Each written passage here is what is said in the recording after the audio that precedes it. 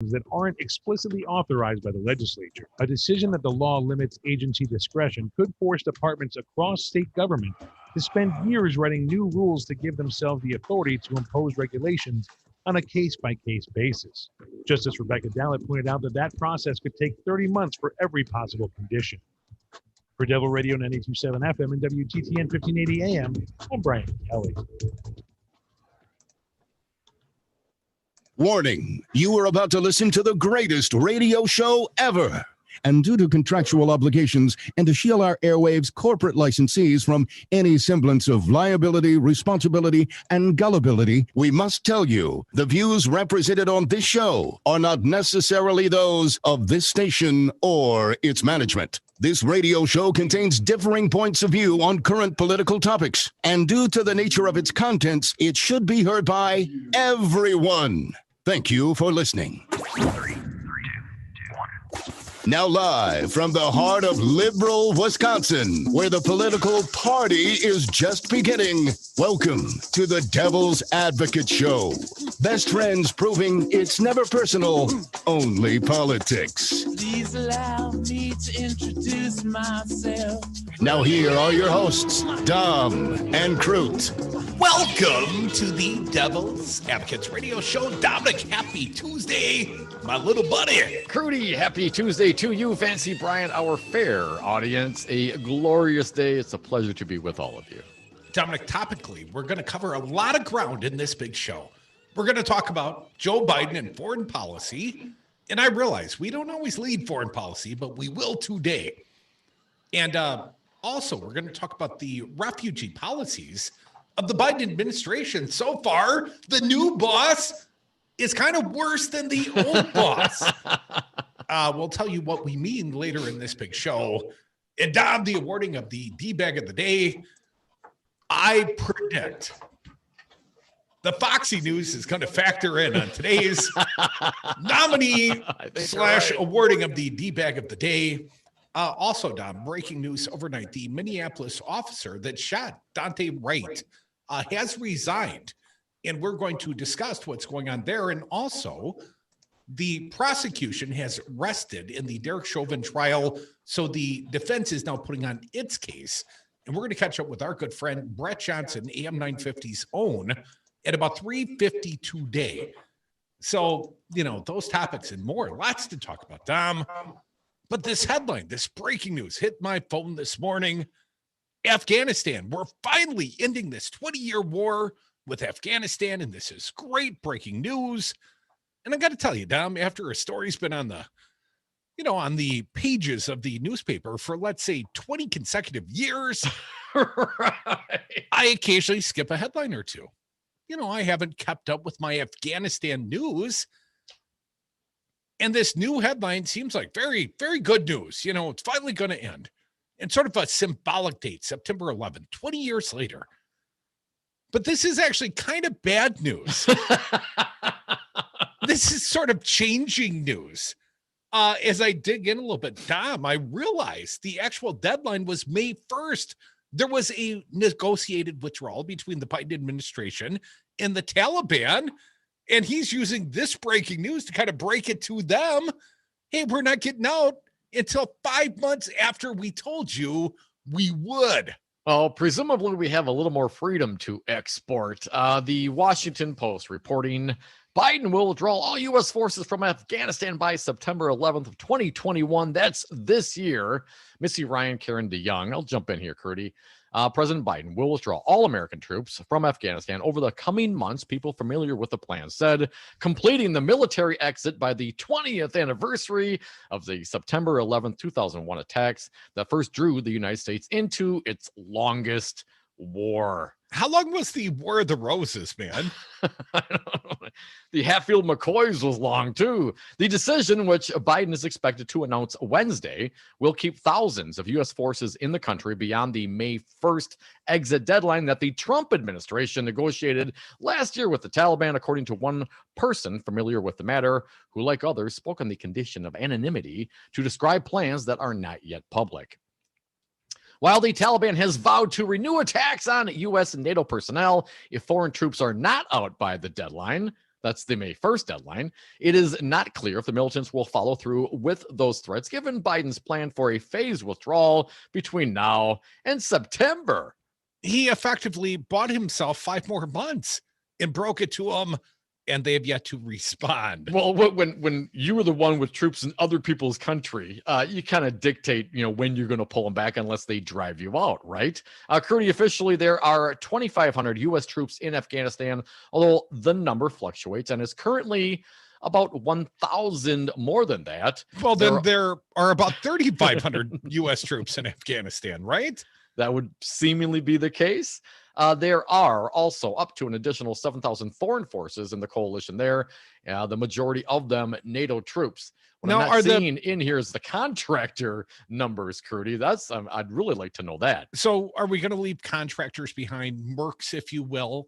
And what about the NATO troops? Just because we're pulling out ours after 20 long years, are all the NATO troops coming out as well? They get into this a little bit here. Biden's decision comes after an administrative review of U.S. options in Afghanistan, where the U.S. midwife peace talks have failed to advance as hoped, and the Taliban remains a potent force despite 2 decades of effort by the United States to defeat the militants and establish stable democratic governance. The war has cost trillions of dollars in addition to the lives of more than 2,000 U.S. service members and at least 100,000 Afghan civilians. A quote here from a person familiar with the deliberations. This is the immediate practical reality that our policy review discovered. If we break the May 1st deadline negotiated by the previous administration with no clear plan to exit, we will be back at war with the Taliban. And that was not something President Biden believed was in the national interest. We are going to 0 troops by September. The decision highlights the trade-offs between Biden's administration is willing to make to shift the U.S. global focus away from counterinsurgency campaigns that dominated the post-9/11 world to current priorities, including increase in military competition with China. In addition to major domestic challenges, the reality is that the United States has a big strategic interests in the world, the person said, like non-proliferation, like an increasingly aggressive and assertive Russia, like North Korea and Iran, whose nuclear program pose a threat to the United States as well as China. The main threats to the American homeland are actually from other places, from Africa, from parts of the Middle East, Syria, and Yemen. Afghanistan just does not rise to the level of those other threats at this point, the person said. That does not mean we're turning away from Afghanistan. We are going to remain committed to the government, remain committed diplomatically, but in terms of where we will be investing force posture, our blood and treasure, we believe other priorities merit that investment, Gertie. Dominic, immediate reaction in Washington was divided. In a statement on the Senate floor, Minority Leader Mitch McConnell called it reckless and a grave mistake.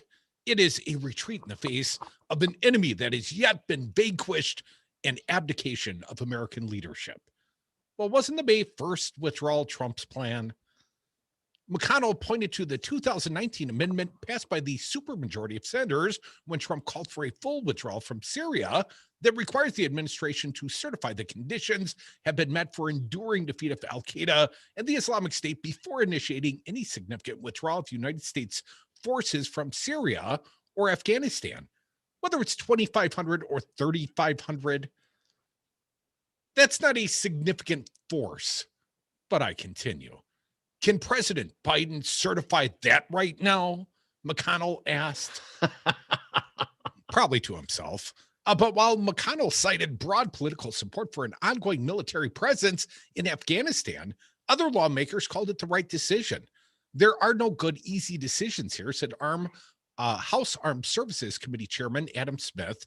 Given the options, I think this is the best choice. We cannot impose a solution on Afghanistan. Come on, didn't the Russians try before we did? The Mujahideen.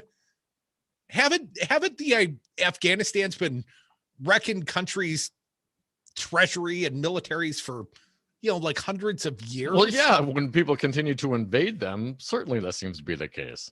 A little bit more here. I don't doubt for a second there's going to continue violence and turbulence, but the main transnational terrorist threat is now elsewhere. We can only be in so many places. We have to make choices, and those choices are not easy, not It's not as if we didn't put in the time in Afghanistan. Yeah, we put in the time. It's time to go. Dominic, some officials have warned that a U.S. exit will lead to the collapse of the Kabul government while jeopardizing gains made over the past 2 decades in health, education, and women's rights. Biden's administration officials say the United States intends to remain closely involved in the peace process and will continue to provide humanitarian aid and assistance to the Afghan government and security forces, which remains almost totally dependent on foreign support. What we will not do is use our troops as bargaining chips, the senior official said. Again, a quote, "We went to Afghanistan to deliver justice to those who attacked us on September 11th. That was in 2001. Wait, isn't that why we went to Iraq? Dominic, we believe, again, according to, don't even get me started with Iraq. We believe that we achieved that objective some years ago, the senior official said, and now judge the threat to the United States to be at a level that we can address it without a persistent military footprint. You think 20 years later, you think you've degraded the Taliban military to the point where they can't strike us on U.S. soil? I mean, the military never could. It was really, I read on. Biden, who argued unsuccessfully during the Obama administration for a small counterterrorism focused presence, had already hinted that the United States would remain for only a limited time beyond the May 1st deadline. Late last month, he said he did not expect U.S. troops to be deployed there next year. We will leave, he said at a White House news conference. But the question is when we leave.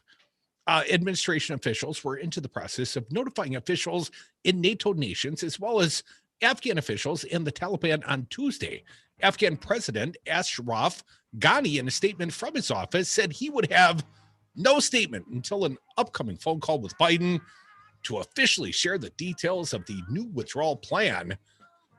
A little bit more here, perhaps the conclusion down. Let me jump down a bit. This is a comprehensive story for a 5-month extension, but here's a quote towards the end. Retired General Colin Powell, former Joint Chiefs of Staff chair.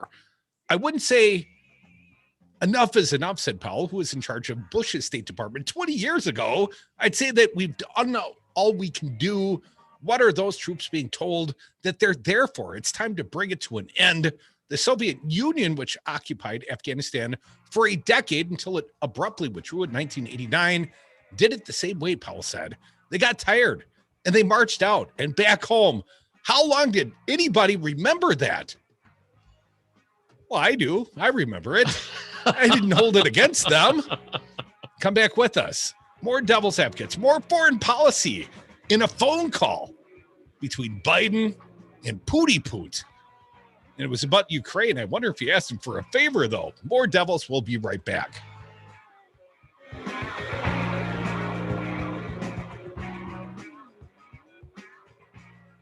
If you're not happy here, you can leave. Run away! This is America. I mean, can you imagine we're defending Saudi Arabia? Will you shut up, man? Listen, when you're trying to stay safe, you want the best protection possible. And when it comes to PPE, that means Lutema. Made in the USA with the highest quality materials, Lutema has mask sizes for all. Lutema masks pass ASTM Level 3 and NIOSH efficiency standards and come in a wide variety of colors and types, including M95i. Get your American-made face mask at Lutema.com. That's Lutema.com. And get 40% off your first purchase single item with promo code RADIO at Lutema.com. We're 1 year into the COVID pandemic, and it's clear that we can't afford more obstruction from Republicans like Senator Ron Johnson. He's twice voted against COVID relief bills that would have helped struggling Wisconsin families. We can and we must provide people the relief they need to take care of their families. Together, we can create a better future. Text ACT to 668-366 to join Move On. Message and data rates may apply. MoveOn.org. Political action paid for and is responsible for the content of this advertising. Poll.moveon.org. Not authorized by any candidate or candidates committee. If you love them enough to listen to them practice the same song on tuba, please be done. over and over and over and over and over, then surely you'll check NHTSA.gov/the right seat to make sure they're correctly buckled in the back seat. Sounds good, honey. Check today at NHTSA.gov/the right seat. Brought to you by the National Highway Traffic Safety Administration and the Ad Council. Listen to Devil's Advocates live weekdays from 2 to 5 p.m. You guys are getting it done. You boys are the light of my day, and I've been listening to you for many years. I love you guys. You're the greatest thing that has happened to Wisconsin radio. If it wasn't for your radio program and getting out the boat, who knows? I got to give you guys so many props. I'm pretty sure your guys' radio station had a direct impact on that. You're welcome, everybody, and thank you.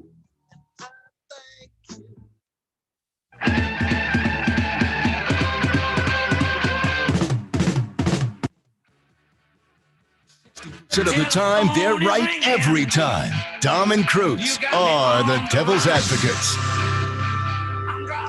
And we are back. Thank you for listening to the Devil's Advocates radio show. Your input, always welcome here at 844-967-2789. Looks like we may withdraw from Afghanistan after 20 short years. Doesn't feel like more than 19 or 18 at this point. Well, I guess all the poppies have been grown and all the pipelines have been laid, and so it's time to get out. We're just basically marching out, right? Colin Powell said, do what the Russians did. Just go home. Just leave. You've got nothing left to accomplish. Whatever we accomplished there happened like 18 years ago. And since then, it's just been a drain on our resources in our treasury. And Dominic, I thought under the new presidency, and I would point out, I'm not mad to hear news that we're withdrawing from Afghanistan, but I would point out Trump had a deadline of May 1st. This is actually a 5-month extension. Time kills deals, Dom. I know this from personal experience. Time kills all deals. And so really until they're out, they're not out. And we're talking specifically about, enlisted U.S. Army types and not contractors.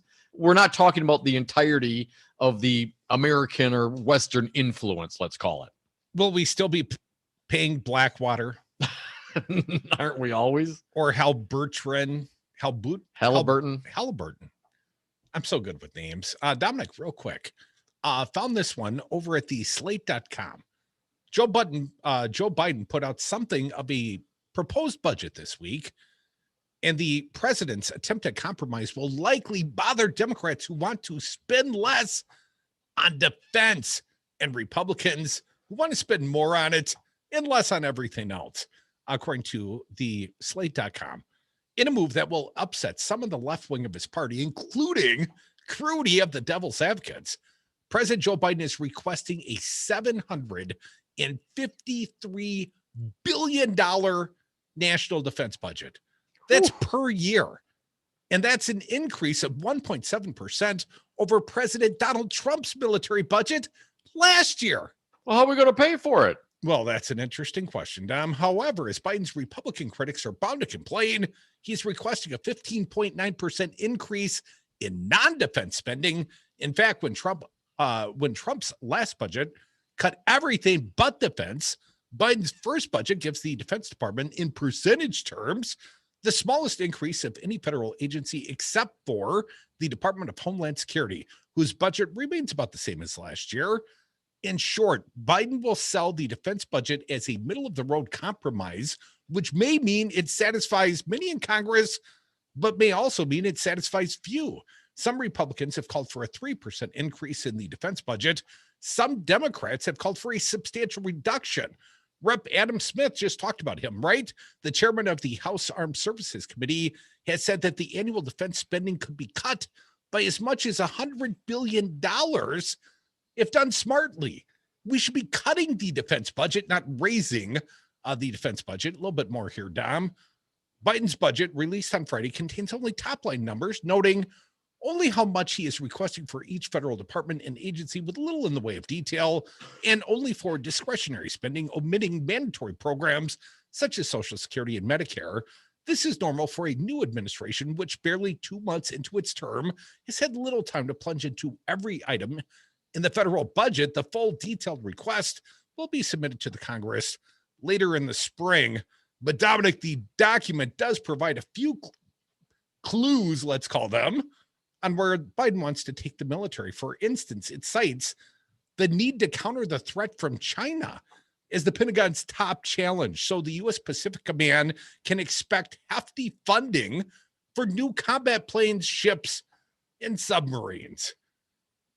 More new armaments. Need some new toys to go fight the Chinese with, right, Dom? And this is the new boss. Same as the old boss? Crudy, well, come on. There's lots of hotspots in the world, lots of rivalries, right? Who we got here? From thehill.com, Brett Samuels, briefly, Crudy. Biden on Tuesday raised concerns with Russian President Vladimir Putin about escalating tensions in Ukraine, where Moscow has taken an aggressive posture. Biden spoke with Putin over the phone for the second time since taking office and emphasized the United States' unwavering commitment to Ukraine's sovereignty and territorial integrity, according to a White House readout of the call. And the good thing about this, Crudy, we got a White House readout. We didn't get it from, the Russian government-run media, which is always a step up, right? You mean Biden didn't have the two Sergies over? Not that I know of. The president voiced our concerns over the sudden Russian military buildup in occupied Crimea and on Ukraine's borders and called on Russia to de-escalate tensions, the White House said in a statement. President Biden reaffirmed his goal of building a stable and predictable relationship with Russia consistent with U.S. interest and proposed a summit meeting in a third country in the coming months to discuss the full range of issues facing the United States and Russia. Biden and Putin also discussed the extension of the New START nuclear arms treaty, and the president warned his Russian counterpart against cyber intrusions and election interference in the wake of the SolarWinds hack, according to the White House. But Russia's increasingly aggressive posture towards Ukraine has alarmed global watchdogs and caught the eye of the Biden administration. The United States is increasingly concerned by the recent escalating Russian aggressions in eastern Ukraine, including Russian troop movements on Ukraine's borders. White House Press Secretary Jen Psaki told reporters last week, Russia now has more troops on the border with Ukraine than at any time since 2014. 5 Ukrainian soldiers have been killed this week alone. These are all deeply concerning signs. I wonder if Joe Biden will, call Zelensky and threaten him, hold him over a barrel, do something of the sort. And I was really, I did see a contrast in the former and the current president of the United States. At least from that reporting, Dom, I didn't hear any offers of a handy for Putin. I don't know why he would, though. Folks, you are listening to the Devil's Advocates Radio Show. Come back. Join us on the phones, 844-967-2789. Dom, I'm a little nervous. New boss, a little too much like the old boss, minus the Helsinki hand job. More Devils. We won't change.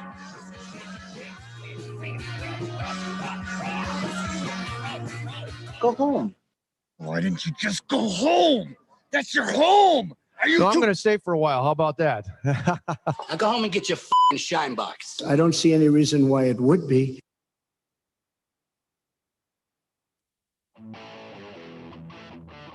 Devil Radio 92.7 FM, covering all the malarkey you can handle.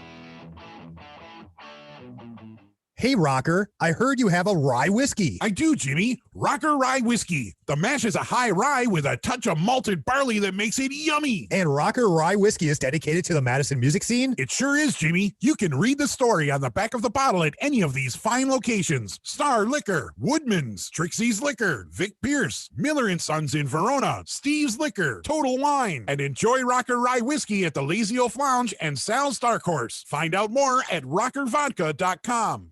At Chad's Design Build, our tagline is building a better world, one remodeled home at a time. Simply stated, we want to be a part of the solution to leave the world better than we found it. That's why we've invested in a 20 kilowatt solar array, which provides over 90% of our electrical demand at our shop, office, and design studio.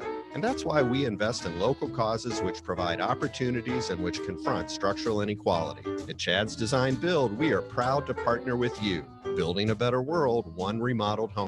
I'm Ed Donahue with an AP News Minute. Administration officials say President Biden will withdraw all troops from Afghanistan on September 11th, the 20th anniversary of the terrorist attacks on America that were coordinated from Afghanistan. This is Press Secretary Jen Psaki. The president has been consistent in his view that there's not a military solution to Afghanistan, that we have been there for far too long. That has been his view for some time. The decision defies a May 1st deadline for full withdrawal under a peace agreement the Trump administration reached with the Taliban last year.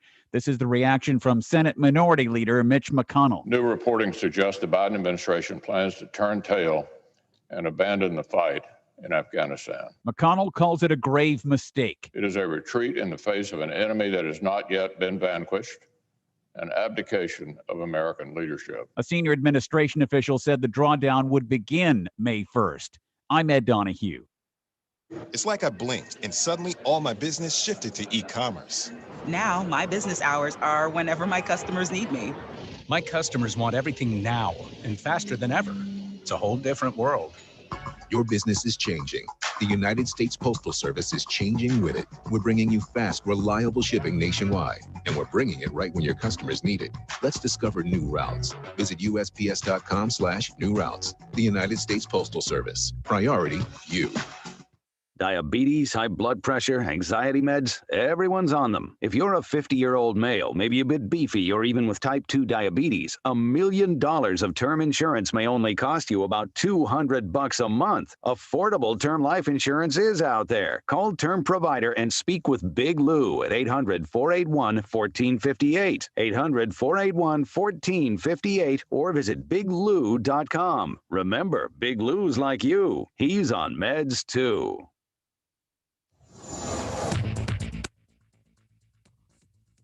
Devil Radio 92.7 FM and WTTN 1580 AM. I'm Brian Kelly with your headlines. This morning, the CDC and FDA recommended pausing use of the Johnson & Johnson vaccine after 6 reported cases of a rare type of blood clot in those who have received it. Public Health Madison and Dane County will follow this recommendation. Health officials remind everyone that this is out of an abundance of caution, having only 6 cases out of around 7 million doses of the vaccine.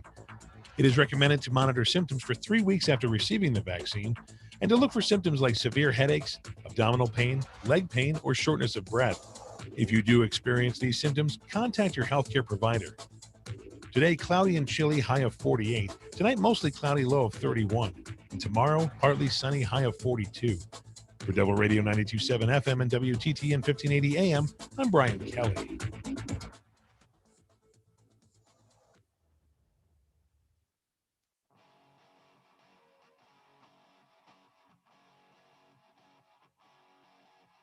Warning, listening to the Devil's Advocates may expose you to opposing views. Welcome back to the Devil's Advocates radio show. Want to get to our fair audience at 844-967-2789. I understand Jim's on a short leash. We'll take him first from Minneapolis. Jim, welcome from AM 950. Hey, Jim. Thank you very much. I just want to assure you guys that even though I live in Minnesota, I am a graduate of Madison, University of Wisconsin. Oh, excellent. We went to a second-tier UW school. We were lacrosse grads, sir. Well, you can't always be the best. So anyway, I want to commend you on being oriented toward the NFC, because I am too, for pro sports. And I'm the best kind of a Badger fan. I'm from Chicago, so I'm a Bears fan and a Badger fan. Sorry, Jim. Got to hang up on you now. I'm sorry. Yeah. The connection's a little tight right now, man. You got a political thought for us. Yeah, I do. One last comment, though, is Andy Dalton, Super Bowl, here we come. But, yeah. So you are clearly a deluded man, Jim, but. Let me have another hit here. Just a second. No, well, we have that in common, Jim. Okay, guys. No, I've always thought, I'm a Vietnam veteran, by the way, and so on and so forth, has been involved in politics. Somehow to target the rednecks or the rubes or whatever you want to call them, who are really getting screwed over, and break them away or a portion of them away from the Trump coalition, I think should be a big part of the strategy going forward. But, Jim, how do you do that? How do you win them over, if you will? And to what end, Jim? To the end of having them vote Democratic and pointing out that you're getting screwed economically and in other ways by the Trump people. Well, Jim, they might not believe it if guys like us tell them that, but My understanding, there's a lot of money going to red states and needy Republican supported people in this stimulus bill, and potentially even in a new infrastructure bill coming down the pike. Jim, do you think that Republican voters will note if they're garnering real benefit from the governance of Democrats? That's the big bet Joe Biden's making right now. I hope so. I mean, it makes sense. Well, you would hope so, but yeah, Jim, we watched him vote for Trump too. Yeah. And your newly adopted state, let's not forget, back in 2016, Trump only lost the state of Minnesota by 1.4%. Yeah, I know. It was surprisingly and scarily close. Well, think about being on the wrong side of that. Think about living in the formerly blue turned purple, suddenly a red state. I mean, we were watching the electoral returns come in, man. And when Wisconsin went for Trump, effectively the electoral college went for Trump. And I blame Dominic. Wasn't me, Jim. And then you got this guy Rojo as one of your senators. Hey, now he's born in Minnesota, Jim. I'm gonna put that on your end. Well, but just remember, I grew up in Chicago, so I'm redeemable. Really? I thought you said you grew up in Chicago, Jim. Hey, thanks for the call, man. I was born in Minnesota, but I grew up in Chicago. My dad was from down there, and then I went to University of Wisconsin. And then I've relocated after I got out of the Navy and have lived up here for 50 years. Well, so Jim, you've got one redeeming quality at least. You listen to the devil's advocates. Well, I'll tell you very quickly. One of my Wisconsin buddies said to me, let me get this straight. You're from Chicago, you live in Minnesota, and you're a Badger fan. And I said, yeah, that's correct. And he said, you live in your own private hell, don't you? So I have my problems. Hey, I love your show. You guys are great, and I'm becoming a loyal listener up here. I'm glad you also have Matt McNeil on once in a while. He's a good guy. Yeah, we're going to have Brett Johnson from AM 950 on today as well, Jim, doing a little check-in on the Chauvin trial in all things Minnesota. I don't know what to make of Jim. Oh man, Jim's a cool cat. We appreciate it, Jim. I know, but the fact that listening, he's a Bears fan. I got to hold that against him on some level. Well, Crudy, you've been known to hold grudges, so one more shouldn't be a big deal for you. Jim, you're not quite on the enemies list, but keep on listing. 844-967-2789. Andy Dalton taking us to the Super Bowl. That's so cute. Pizza Box Mike, welcome. What do you got for us? Hey, Mike. Well, I know how you get some of those guys from up north and out in the woods and stuff, and also how to get some of the people to pull away from, the Democrats as well, because you got to start talking about issues, but you got to be able to, criticize both parties, which I think I do quite well. Now, getting back to Biden, listen, the guy promised, to Wall Street that nothing was going to fundamentally change. So you got to believe people when they're speaking to the big money, right? And I voted F Trump, just like everybody else did. What do you think was going to happen, everybody, after we just changed presidents and administrations? That it was going to be a cakewalk from this point on? I still think that the two Joes here, Joe Biden and Joe Manchin, call them Democrats, whatever you want. But why would you give a guy's wife a post and then have him double down on not, ending the filibuster and doing some more progressive ideas? It's like he's running cover for him or something. These clowns really just tick me off because the solutions are actually quite easy, right? You just have to listen to shows like ours and mine and Native Roots Radio, and you'll get a little bit more in tune with what's going on here. I mean, the planet is important, and I don't think she's going to wait for us. Well, certainly not on the pace we've been in withdrawing from Afghanistan, Michael. 844-967-2789. Mark from the SAC, welcome back. What do you got for us, Mark? Hey, Mark. Hey, guys. Well, I think it's kind of rich that McConnell is wanking about Biden's withdrawal date in September when Trump was going to withdraw them May 1st. Right. It's really rich. I mean, that there's kind of the atavistic, if that's the right word, frame of mind for me is that for all these Republicans that are wanking right now about this, I'd for McConnell, I'd be slipping a black hood over his head, his Elaine Chao's head, and all the Republicans that are going along with his heads. and the hood would get pulled off when they're touching down in Afghanistan, and I'd hand them a vest and hand them an M16 and said, "Go forth and conquer the Taliban." If you think this is what needs to be done, I mean, we need to get out of there. And I think Biden. Let's remember that Trump was not giving Biden transition information after the election, and so he's coming to a lot of this. He and his administration, they're not quite blind coming into this because they knew what to expect. But I mean that they didn't know all the deals that Trump had cut and all this kind of stuff. At least now we've got a president that you suggested that Trump was giving Putin handies. I don't know if it could have been more than that. It wasn't just Trump, servicing Vladimir Putin. It was. Let's end with that thought for the now, Mark. Before it gets any more graphic. No, and good point. And it's real easy for politicians to sit in Congress and dictate that who should go to war and who should give up their lives for what American interests are, and ultimately what are American interests. I mean, we've been doing this for 20 years. 20 years. And really, what do you hope to accomplish in the next 5 months? See, that's what I really don't understand about this entire timeline. We've been there 20 years. We've accomplished our goals, quote unquote, and now we're just gonna turn tail and leave. Okay, then why not do it now? What are you waiting for? Want to make sure you keep your softball league in the summer? I mean, why not get out now? Dominic, Republicans are oppositional to damn near everything. Let's not forget they wouldn't allow Obama to close Guantanamo Bay.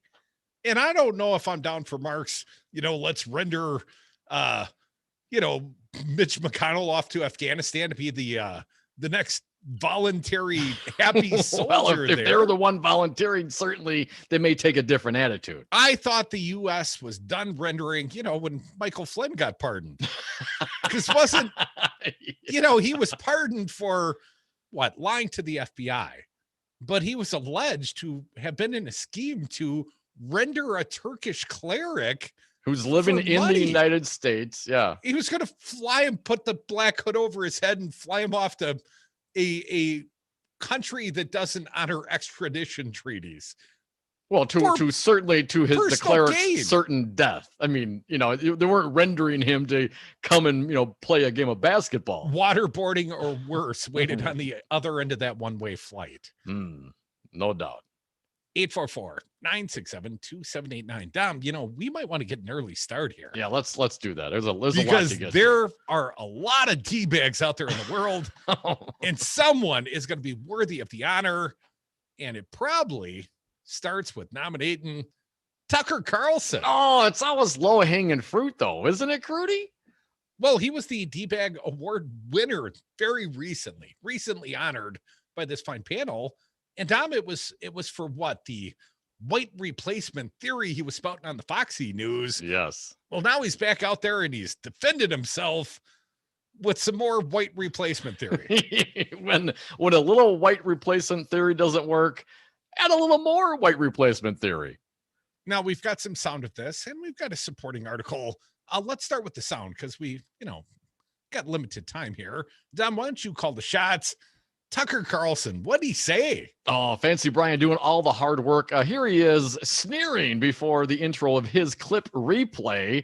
Here is a recent winner of D-Bag of the Day, Tucker Carlson. Cut one, please. Last week, we said something on television that the usual chorus of hyper-aggressive liars is now pretending was somehow highly controversial. Ordinarily, we'd ignore all of this. Once you've been denounced as a white supremacist for quoting Martin Luther King, you realize none of it's real. It's all another form of social control. Honestly, who cares what they think? Who cares what you think, Crudy? Well, I'm just a hyper partisan over here. Well, he cares about what he cares about what the white supremacists think, and the white supremacists love themselves some Tucker Carlson. Some more Tucker on this. Cut two, please, Brian. So it's a political question, obviously. At least one prediction came true right away. All those little gatekeepers on Twitter did become hysterical. They spent the last 4 days jumping up and down, furiously trying once again to pull the show off the air. Once again, they will fail, though it is amusing to see them keep at it. They get so enraged. It's a riot. Yeah, I'm laughing because you love the white supremacy, don't you, Tucker? Here's some more, cut 3. But why all the anger? If someone says something you think is wrong, is your first instinct to hurt them? Probably not. Normal people don't respond that way. If you hear something you think is incorrect, you try to correct it. But getting the facts right is hardly the point of this exercise. The point is to prevent unauthorized conversations from starting in the first place. Shut up, racist! No more questions! You've heard that before. You wonder how much longer they imagine Americans are going to go along with this. An entire country forced to lie about everything all the time. It can't go on forever, but you can see why they're trying it. It can't go on forever. The lying cannot go on forever. That's why Tucker Carlson should be pulled off of Fox News. Why do people get mad? Because you're espousing racist tropes. A little more from Tucker, cut 4, please. Demographic change is the key to the Democratic Party's political ambitions. Let's say that again for emphasis because it is the secret to the entire immigration debate. Demographic change is the key to the Democratic Party's political ambitions. In order to win and maintain power, Democrats plan to change the population of the country. They're no longer trying to win you over with their program. They're obviously not trying to improve your life. They don't even really care about your vote anymore. Their goal is to make you irrelevant. That is provably true. And because it's true, it drives them absolutely crazy when you say it out loud. A hurt dog barks. Jews will not replace us. Wow. Let's get some more in here, if you would, Brian, cut 5. They scream about how noting the obvious is immoral. You're a racist if you dare to repeat things that they themselves proudly say. Most people go along with this absurd standard. They dutifully shut up. They don't think they have a choice. But no matter what they're allowed to say in public, everyone understands the truth. When you change who votes, you change who wins. That fact has nothing inherently to do with race or nationality. It's the nature of democracy. It is always true. You can watch it happen. You probably have. All across the country, we have seen huge changes in election outcomes caused by demographic change. New people move in and they vote differently. And they dilute the white male vote. See? That's where it's a problem. Come back with us, many D-bag nominees, Tucker Carlson. You know, you're up in the top 3 for surezies, but it's definitely going to have a foxy flavor to it. More Devil's Advocates you're listing right now.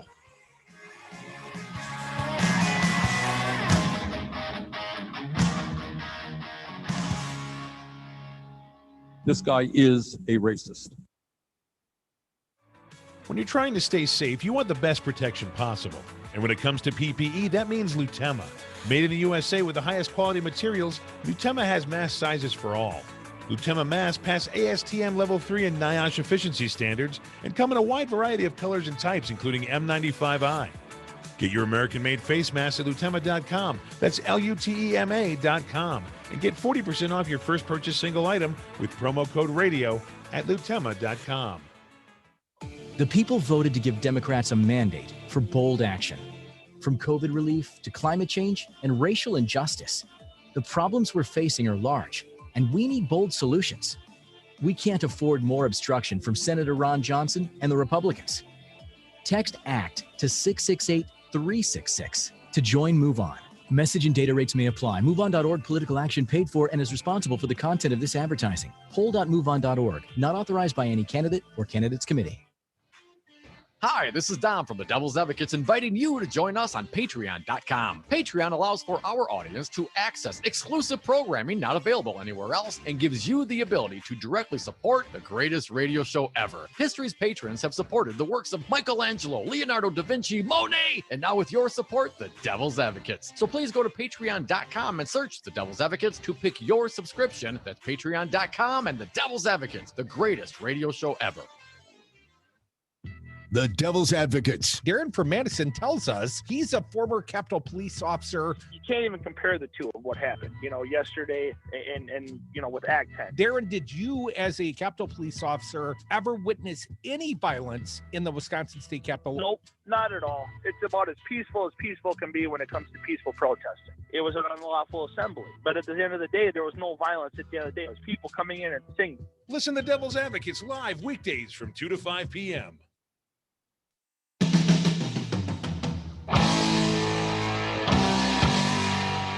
the Devil's Advocates, because freedom. Hey, man, is that freedom rock? Yeah, man. Well, turn it up, man.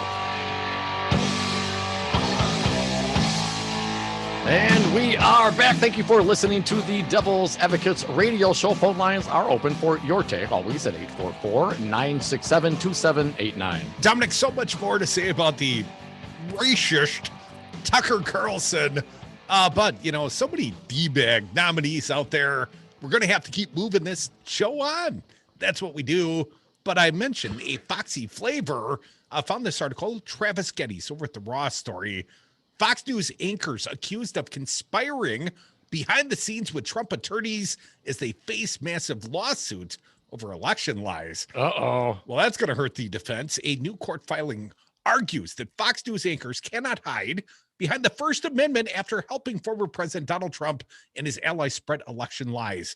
Voting technology company Smartmatic, now that's not the same as Dominion, but they've also got some defamation suits, filed a 120-page motion asking a New York state court to reject the conservative network's attempt to dismiss a $2.7 billion defamation suit by claiming its coverage was protected speech, arguing those protections should not apply because anchors knew election fraud claims were untrue.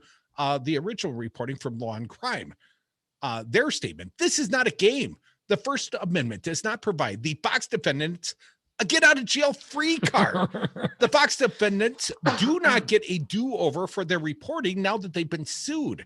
Smartmatic attorney Eric Connolly accused Fox News anchors, and I'm nominating all these people, Dom, Maria Bartiromo, Jeannie Pirro, and Lou Dobbs, of inviting Trump attorneys Rudy Giuliani and Sidney Powell, the Kraken woman, onto their programs and asking questions intended to promote the former president's claims of election fraud. One last quote, Tom. The Fox anchors were not innocent bystanders, and the disinformation generated during their interviews was no accident, the motion claims. Prior to the interviews, the Fox anchors decided to join forces with Giuliani and the Kraken Powell to disseminate disinformation about Smartmatic. The Fox anchors knew what Giuliani and Powell say on their shows, asked questions to elicit lies about Smartmatic, and endorsed Giuliani and Powell's investigation. The Fox anchors added their own defamatory comments about Smartmatic for good measure. This was a scripted performance by the Fox anchors, Giuliani and Powell, to defame and disparage Smartmatic for personal gain. The filing only can... Now, here's Fox News' response quickly, Dom. The D-baggery's right here in the response. The filing only confirms our view that the suit is meritless, and Fox News covered the election in the highest tradition of the First Amendment. I nominate you, Jeannie Pirro, you, Maria Bartiromo, you, Lou Dobbs. You're all my nominees for D-Bag of the Day. How could you possibly misjudge this? Crudy, no doubt, man, a serious Fox News taint on the D-Bag of the Day. Tucker Carlson. Their entire evening lineup's been nominated, minus Hannity, but I'm sure he did something. Crudy, but I got to throw this other one out there to kind of encompass the whole thing. Thomas Moore reporting at The Hill.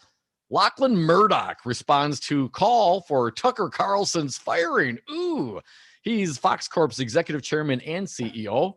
Crudy, he defended comments by Carlson that prompted the Anti-Defamation League to call for the cable network's host to be fired, saying he had rejected an anti-Semitic theory during a recent interview. Here is a quote from my nominee for D-Bag of the Day, Murdoch. A full review of the guest interview indicates that Mr. Carlson decried and rejected replacement theory, Murdoch wrote in the letter. As Mr. Carlson himself stated during the guest interview, white replacement theory, ? No. This is a voting rights question. A Fox Corp spokesperson did not comment on Murdoch's letter and did not answer questions about who conducted the internal review of Carlson's comments or when. However, a source familiar with the controversy provided the full text of the letter, which is reprinted at the end of the Hill.com story. In the letter, Murdoch thanked the ADL for honoring his father with an International Leadership Award and said, Fox supported the ADL's mission. It said Fox disagreed, however, with their assessment. Quote, throughout our news and opinion programming, our management and board are focused on fair, accurate, and informed reporting and commentary that on matters of public interest. We thank you for participating in this important national conversation, the letter stated. The Fox Corp CEO was referencing statements Carlson made during an appearance as a guest on a Fox program Thursday and not on his own top-rated primetime show. In the remarks, he stated the Democrats' support for immigration was intended to dilute voting power of people already living in the United States. The ADL CEO, Jonathan Greenblatt, and others criticized those comments as thinly veiled references to great replacement theory, which Greenblatt described in a tweet as a white supremacist tenet that the white race is in danger by a rising tide of non-whites. The group also wrote to Fox News CEO Suzanne Scott, calling for Carlson's ouster the first time it had done so, according to an ADL spokesperson. In the ADL post quoting Murdoch, Greenblatt praised Fox Corp CEO and his father, Rupert Murdoch, for their past support of the ADL, but said it does not absolve them of responsibility for Carlson's statements. Quote, I thank you for your words of respect for ADL, although I appreciate the sentiment that you and your father continue to support ADL's mission. Supporting Mr. Carlson's embrace of the great replacement theory stands in direct contrast to that mission. As you noted in your letter, ADL honored your father over a decade ago, but let me be clear that we would not do so today. And it does not absolve you, him, the network, or its board from the moral failure of not taking action against Mr. Carlson. So, for his support of the Carlson replacement voting comments, I nominate Lachlan Murdoch as our D-bag of the day. D-bag of the day. Well, in this case, Don, the D-bag of the day smells from the head down. The entirety of Fox News Corporation, you are all damned in this little exercise. Let's get a quick caller in. David from San Francisco can give you like a minute, sir. Hey, David. Oh, no trouble. Yeah, bunch of years ago, probably 20 years ago, before 9/11, there was a famous lawsuit from Florida with a Fox News affiliate. And people have taken this to be that Fox News doesn't need to tell the truth. And basically, if you ever read that lawsuit, it was a couple of reporters who were doing a thing on the dairy industry and the dangers of dairy and a lot of, the chemical injections and whatnot. And they were fired for putting together a good report. And Fox defended themselves because they claimed that they were discount news and you didn't have to rely on discount news. Now, that sounds pretty bizarre from the beginning, but if you think about news from the beginning, it used to be considered a public service, and that almost every radio and TV station didn't make a profit from their news department. Well, kind of like us here in Lefty Talk Radio. Thanks for listening, David. Come back. Hour 2 is next. Beautiful places are always in danger of being overrun by the worst people. Ask anyone who grew up in Aspen. Someplace warm. A place where the beer flows like wine. Where beautiful women instinctively flock like the salmon of Capistrano. I'm talking about a little place called... Hi, this is Brad from Zero Res. If you need someone to help with your carpet cleaning, business or residence, please give us a call. We have the best system available and an amazing team of friendly technicians. Call us at 848-9000 or schedule online at zeroresmadison.com. Wisconsin is stimulated. More than $5 billion in COVID-19 aid. That's more than $3,000 in the bank account of the average Wisconsin household right now. For the WBA. Let Devil Radio help your company benefit from the expected leap in consumer spending. Advertise here and reach our engaged local and statewide audiences while getting the exceptional value of our pandemic ad pricing. Ending soon. Go online at devilradio927.com today to get started. Oh, crap. Stream Progressive News and Talk 24/7, as well as download exclusive podcasts and interviews at devilradio927.com. That's devilradio927.com. You are listening to WTTN Columbus, W224EG Madison, always streaming at devilradio927.com. News. I'm Ed Donahue. Johnson & Johnson's coronavirus vaccine hit another roadblock. The AP's Sagar Magani reports the U.S. is recommending a pause in using it. Health authorities are investigating rare blood clots and low platelet counts in 6 women within 2 weeks of getting the shot. 1 died. Dr. Anthony Fauci says the pause will give the FDA and CDC time to understand what happened and warn physicians not to treat the clots with a common blood thinner. In the meantime, for those who've received the shot recently, don't get an anxiety reaction because remember, it's less than 1 in a million. If you got it more than 2 weeks ago, it really doesn't mean anything. You're okay. Johnson & Johnson's delaying the vaccine rollout in Europe, which was already seeing a vaccine shortage.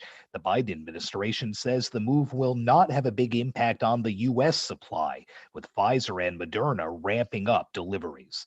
Sagar Magani, Washington. Kim Potter, the police officer near Minneapolis involved in the shooting death of a black man, has resigned, and so has the police chief in Brooklyn Center, Minnesota. The chief says it appears Potter thought she was tasing Daunte Wright when she had a gun. This is Vice President Kamala Harris. He should be alive today. And to his family and loved ones, you must know that the president and I grieve with you as the nation grieves. In Minneapolis, a use of force expert testified for the defense. Former officer Derek Chauvin was justified in pinning George Floyd to the ground because of his frantic resistance. Chauvin is charged in Floyd's death. Administration officials say President Biden will withdraw all troops from Afghanistan later this year, September 11th. Senate Minority Leader Mitch McConnell says the president is turning tail. It is a retreat in the face of an enemy that has not yet been vanquished. An abdication of American leadership. This is AP News. It's like I blinked and suddenly all my business shifted to e-commerce. Now my business hours are whenever my customers need me. My customers want everything now and faster than ever. It's a whole different world. Your business is changing. The United States Postal Service is changing with it. We're bringing you fast, reliable shipping nationwide, and we're bringing it right when your customers need it. Let's discover new routes. Visit USPS.com/new routes. The United States Postal Service. Priority, you. Diabetes, high blood pressure, anxiety meds, everyone's on them. If you're a 50-year-old male, maybe a bit beefy, or even with type 2 diabetes, $1 million of term insurance may only cost you about $200 a month. Affordable term life insurance is out there. Call Term Provider and speak with Big Lou at 800-481-1458, 800-481-1458, or visit biglou.com. Remember, Big Lou's like you. He's on meds too. Stop flushing money away. Replace your old water-wasting toilet, and Madison Water Utility will give you a $100 bill credit. Madison Water Utility's popular toilet rebate program is back for 2021. We've saved more than 1 billion gallons of water just by getting rid of old toilets. Get your $100 credit by upgrading to an EPA WaterSense model. Bill credits are first come, first serve until funding runs out. Find out more at madisonwater.org. Madison Water Utility customers only. We're 1 year into the COVID pandemic, and it's clear that we can't afford more obstruction from Republicans like Senator Ron Johnson. He's twice voted against COVID relief bills that would have helped struggling Wisconsin families. We can and we must provide people the relief they need to take care of their families. Together, we can create a better future. Text ACT to 668-366 to join Move On. Message and data rates may apply. MoveOn.org. Political action paid for and is responsible for the content of this advertising. Poll.moveon.org. Not authorized by any candidate or candidate's committee.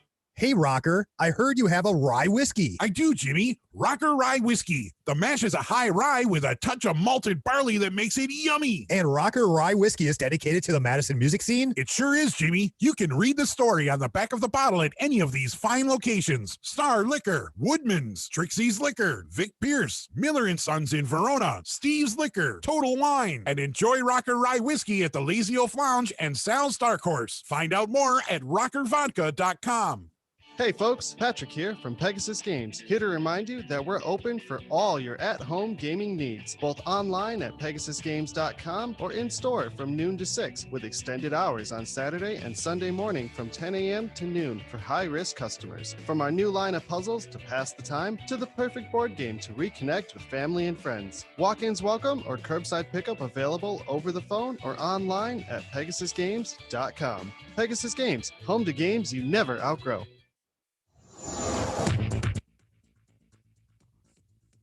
For Devil Radio 92.7 FM and WTTN 1580 AM, I'm Brian Kelly with your headlines. The Wisconsin Department of Transportation announced that the COVID relief bill passed by Congress in late 2020 will allow the state to complete 42 highway projects worth around $150 million. Most of the 42 projects are for resurfacing highways and bridge repairs. WIS DOT Secretary Craig Thompson said, quote, "The funding was able to fill in the lost revenues we had in 2020 because of gas tax revenues being lower than usual due to decreased traffic. It allowed us to not only not have to cut back on projects, but to advance 42 projects earlier than was previously anticipated." The DOT is looking into whether there are more funds available from the American Rescue Plan Act recently passed, as well as the possibility of funds from President Biden's infrastructure plan. For Devil Radio 92.7 FM and WTTN 1580 AM, I'm Brian Kelly.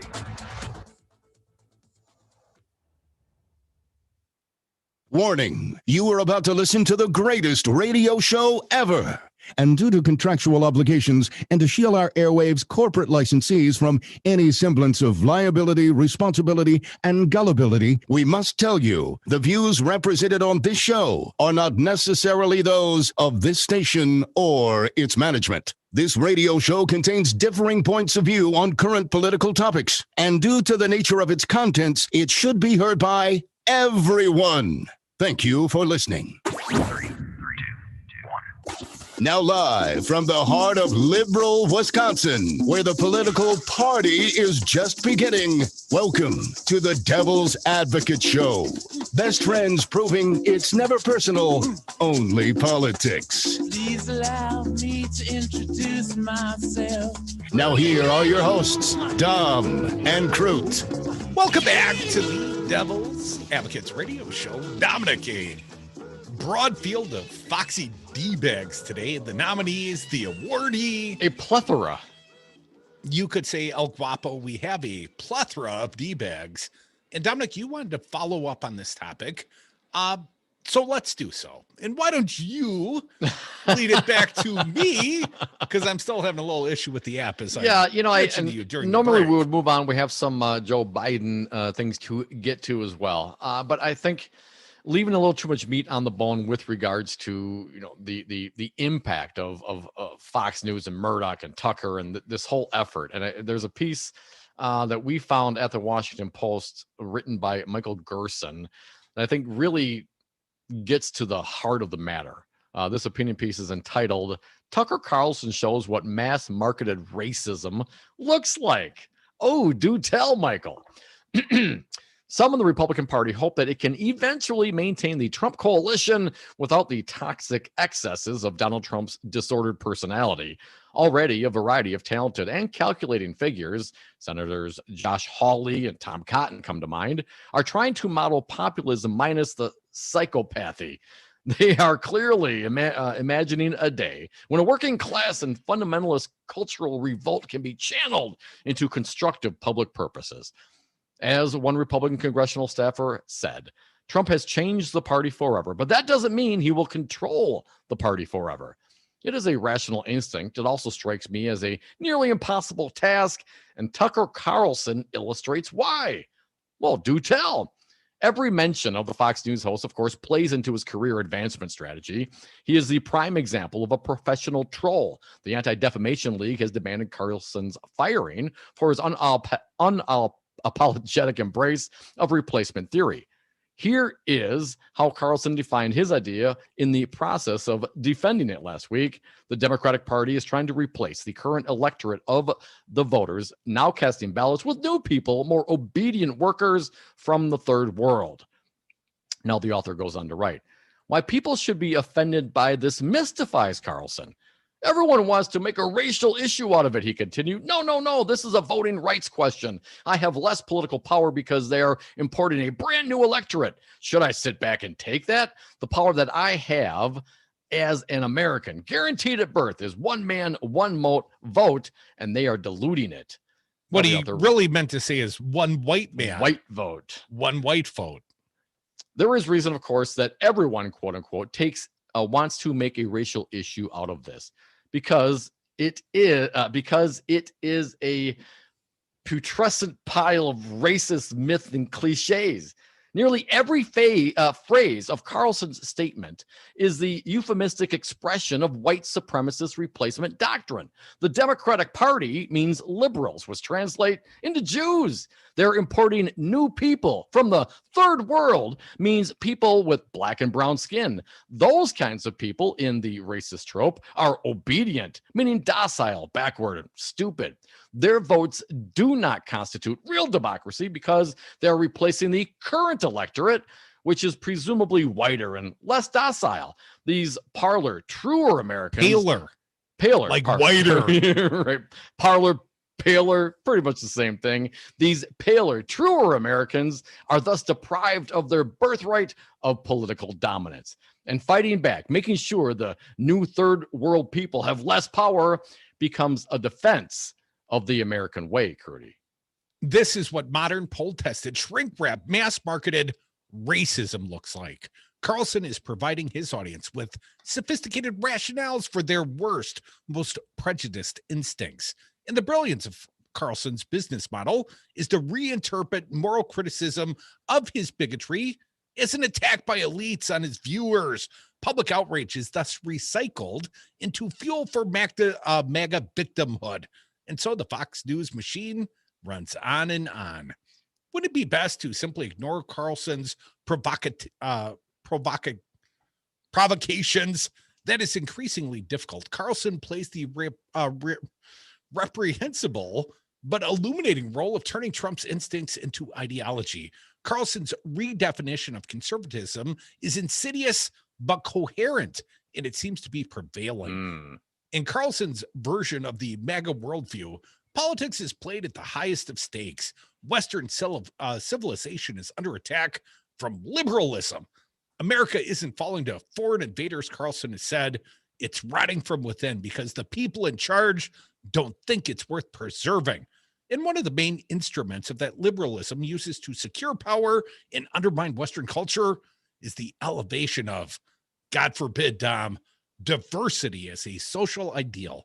In fact, according to Carlson, people from non-Western countries dilute and adulterate America's culture and heritage. Immigration makes the country poorer and dirtier and more divided, he said in 2018. In parentheticals, it reads, earlier, Carlson said Iraqis come from, and this was a direct quote, Tom, a culture where people just don't use toilet paper or forks. Mass migration, according to Carlson, is not merely a threat. The promotion of mass migration is a political conspiracy. Liberals are attempting to control the country by changing its ethnic makeup and polluting its culture.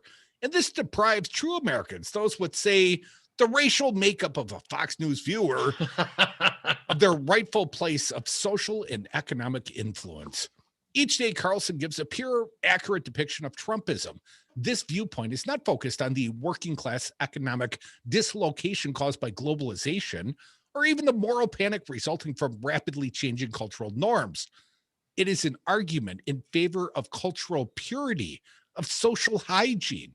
Note Carlson's use of dirtier in describing immigrants and his reference to toilet hygiene. Trumpism is an argument that Western society and American society in particular is being infected by dirty outsiders who are destroying the country's very nature. Such a belief is difficult to reform around the edges. It can only be embraced or rejected. In the end, there's no form of Trumpism with its hating heart removed. You can't take the hate out of Trumpism because you can't take the racism off of Fox News. Hence the very deserved D-Bag of the Day award going towards Murdoch. Now the man in charge after Pops is gone, and this is what he considers as totally okay, because in his mind, in his reading of this isn't a replacement theory. This is all about voting rights. And I just find it so interesting how a guy like Tucker Carlson is so concerned about, the one person, one vote thing. But then you see what are Republicans jamming through all across this country, 300 plus bills in 47 states, limiting citizens' ability to go out and cast their ballots. Mostly all based the brown on the lie. Citizens. Mostly that will be the end result, but they don't mind a some of their own, it's okay. You can martyr a couple of your own voters if the majority of them will be from, black and brown people. Of course, according to the Republicans, according to guys like Tucker, all black and brown people, they all vote Democratic. So they'll do anything they can to eliminate that quote unquote threat of what? Of not convincing new immigrants that perhaps your conservative ideals would best suit them. No, not that. Because, you can't do it. I thought you were going to want to win on ideas, right? Better candidates, better ideas. But what do? They erect barriers and walls to try to keep people from engaging in the process. It's all lip service, and it's all racism when it comes to Tucker and this provable theory. The Dems got this huge theory. It's provable, Crudy, don't you know? Because if I say provable, well, then it must be because Tucker Carlson said so. Well, it's factually supported by his opinions now. Well, there you go. I saw it on Fox News. It must be true. 844-967-2789. Dom, we wanted to pivot to a Rubin piece. I'm going to start it a little bit early. Will the media ever hold Trump's enablers responsible? Rubin writes at the Post, the who's who of the Republican Party, including the 2024 wannabe presidential contenders, ventured out to Mar-a-Lago over the weekend to pay homage to the disgraced former President Donald Trump, who instigated a violent insurrection. They're the author of the big lie that the election was stolen, expressed no remorse for a speech at the Ellipse on January 6th, not by a long shot. Here's couple of quotes reportedly of Trump. Trump said the crowd at his rally preceding the Capitol attack was so large, falsely claiming that some people say it was over 1 million people. Well, that's what you claimed about your inauguration, Trump. Although it did seem like a big crowd. We were there. Because supporters were upset about fraud and said he was disappointed in former Vice President Mike Pence for certifying the election later that day. He expressed no regret about his actions on January 6th, nor about those of the Capitol rioters. I wish Mike Pence had the courage to send it back to the legislatures. I like him so much. I was so disappointed, Trump said. The Republican Accountability Project ran an ad, Rubin writes, before the event, which might warrant a sequel now that we know what he said. His speech, which included a jibe about former President Michelle Obama's appearance and a recap of his racist rant about immigrants from Mexico. You have murderers, you have rapists, you have drug dealers. No one in attendance walked out. None of the 2024 aspirants rejected or denounced his comments. They silently assented to his rewriting of history, thereby proving critics' points that they are complicit in the Trumpification of the GOP and its attendant racism, xenophobia, and web of lies. By showing up at his properties, they stuffed more money into his pockets. They even gave him an award. Oh, that's right. The Sugar Bowl Award. The Texas Booger Sugar Award, I think. Nice little silver cup Rick Scott awarded him. The inaugural award, the Made Up Just For You Award. The Freedom Award. Come back with us. We are the Devil's Advocates radio show. Some say this should be an award-winning product. We've awarded ourselves many great prizes here, Dom. Come back with us. Your calls could be next. 844-967-2789.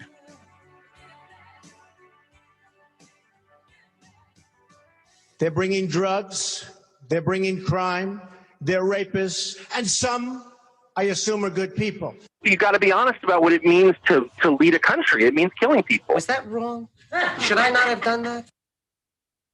The Devil's Advocates. I just wanted to thank Crudy for going up to the Capitol and decorating the tree. I think it was some of your finest jackassery. Eddie, that's a real compliment because there's quite a history of jackassery with this man. I'm in the legal books of the state of Wisconsin. My jackassery has been enshrined for posterity. I have set precedent with my jackassery. I think you should take it to court, though, and you should tell the judge it's a matter of law and orderment. Political commentary from the back of the class.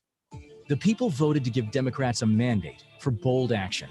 From COVID relief to climate change and racial injustice, the problems we're facing are large, and we need bold solutions. We can't afford more obstruction from Senator Ron Johnson and the Republicans. Text ACT to 668-366 to join Move On. Message and data rates may apply. MoveOn.org political action paid for and is responsible for the content of this advertising. Poll.moveon.org. Not authorized by any candidate or candidates committee. If you came across someone struggling with hunger, how would you recognize them? Would you notice a 16-year-old boy who got his first job, not for extra spending money, but to help feed his little sisters? or a mother who's in between jobs and sometimes goes to bed hungry so her kids can have dinner? I am the 1 in 8 Americans who struggle with hunger. I am hungered in America. Hunger can be hard to recognize. Learn why at IamHungerInAmerica.org. Brought to you by Feeding America and the Ad Council.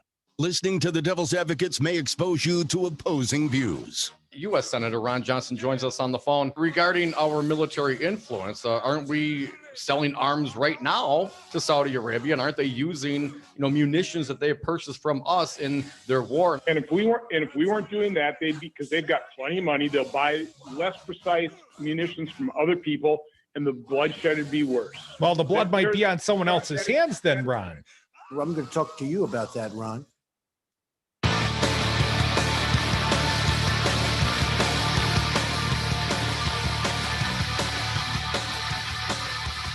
The Devil's Advocates. Rock and roll political commentary in a top 40 world. And we are back. Thank you for listening to the Devil's Advocates radio show. Phone lines open 844-967-2789. Let's go to the Lions, Dom. It's all about the Lions. Andy from Beaver Dam, welcome back. What do you got, Andy? Hey, Andy. Well, I just want to tell you guys, sorry for screwing up yesterday. I didn't realize there was a third incident besides the Brooklyn Center and the Army lieutenant. I think that was in South Carolina. I thought maybe not, but there's so much of this going on that it's hard to keep your cop shooting or pepper spraying or denigrating of black men on the curbside. It's hard to keep them straight some days, Andy. Right. I mean, as far as that one up there with that 26-year-old veteran, I mean, I don't know how you guys feel, but the more I think about it, I thought, how could you screw up that way? I don't know. I mean, it just seems like, it just. Well, it wasn't a screw up, man. It was, this is on purpose. This is how they do it, dude. I mean, that's right. What's so offensive about it. I mean, this was a one-off. I mean, this man, the cop, and this was in Virginia, and one of the dudes has been fired, but it took until this video being released for him to be fired for an incident that took place a long time ago, which suggests some sort of systemic issue in that police department. But we digress. What's so offensive about it, because the guy stood up and acted like this was another day at the office. And if the guys and the Army officer said he was scared, he was concerned for his well-being, and the cop replied, yeah, you should be. Yeah, I don't know. Andy, does the fact that the officer was wearing his uniforms, he had fatigues on, not dress blues, but the fact that he had his lieutenant rank on the uniform, presumably these cops would recognize rank. I mean, it's one thing to pull over some buck private and give them a hard time on the curbside because, they're the masses, if you will. I was an E2 when I joined the Army. That's down near the bottom, right? But by the time you are commissioned, by the time you're an officer, I mean, most officers aren't purposefully throwing away their military careers. So some small town, cops can talk trash on the roadside. Well, I can appreciate that, Crudy, but the cops should be treating everybody equally, right? Yes, but those really, in uniform maybe more so. No, everybody equally, not more equally, not less equally, more so. No, Andy, go. What are your thoughts?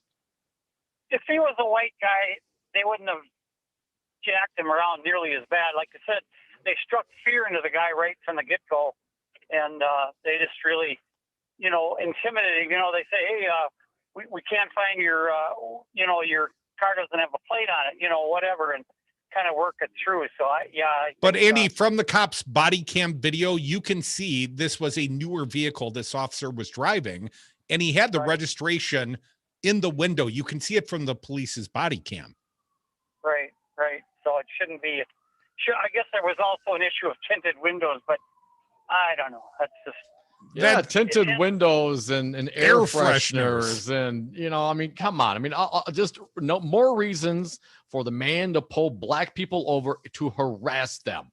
That's the history. That's what they've been doing. That's what they continue to do. And that's why people standing up saying Black Lives Matter. That's why people are upset, Andy. I mean, how much is enough? Right. The culture has got to change. I don't know. And it's going to, maybe a bunch of old guys like me will have to die before it changes. Hopefully not. Well, you're one of the good ones, Andy. We want you to stick around for a little while longer. Maybe replace one of those old Republicans, as Tucker Carlson may suggest. Dominic, I'm gonna disagree with you in this regard. Certainly, that? all citizens are worthy of respect from law enforcement, but those wearing a military uniform, those that are commissioned as an officer in the U.S. military, I do believe they are much less likely to be a criminal than the population at large. I think that they are deserved, certainly by these other officers that wear a uniform themselves. Based on what statistic do you provide that? Based on the fact that this guy took a step in life that most people don't. This guy went through college, joined the military, is serving his nation, wearing that uniform proudly, and gets pulled over by a cop and treated less than a second-class citizen. Well, nobody should be treated less than a second-class citizen, Crudy, and nobody No, should be but I would draw a distinction. Some guy dressed in clothes unfamiliar. The cop could say, "Oh, I was scary. That could be gang clothes." Like a hoodie? Well, I'm just drawing a distinction. There's clearly, when a guy's wearing a U.S. military uniform with bars on the lapel, he should be given as much respect as the guy pulled over wearing a hoodie or not wearing a shirt at all. Why is that so difficult to expect? I would say most of the people on cops weren't wearing shirts. You know what I'm saying? There's some precedent. If you're walking around with no shirt on, I'm not saying, I don't often take my shirt off. Yeah, not in the shape I no. once was.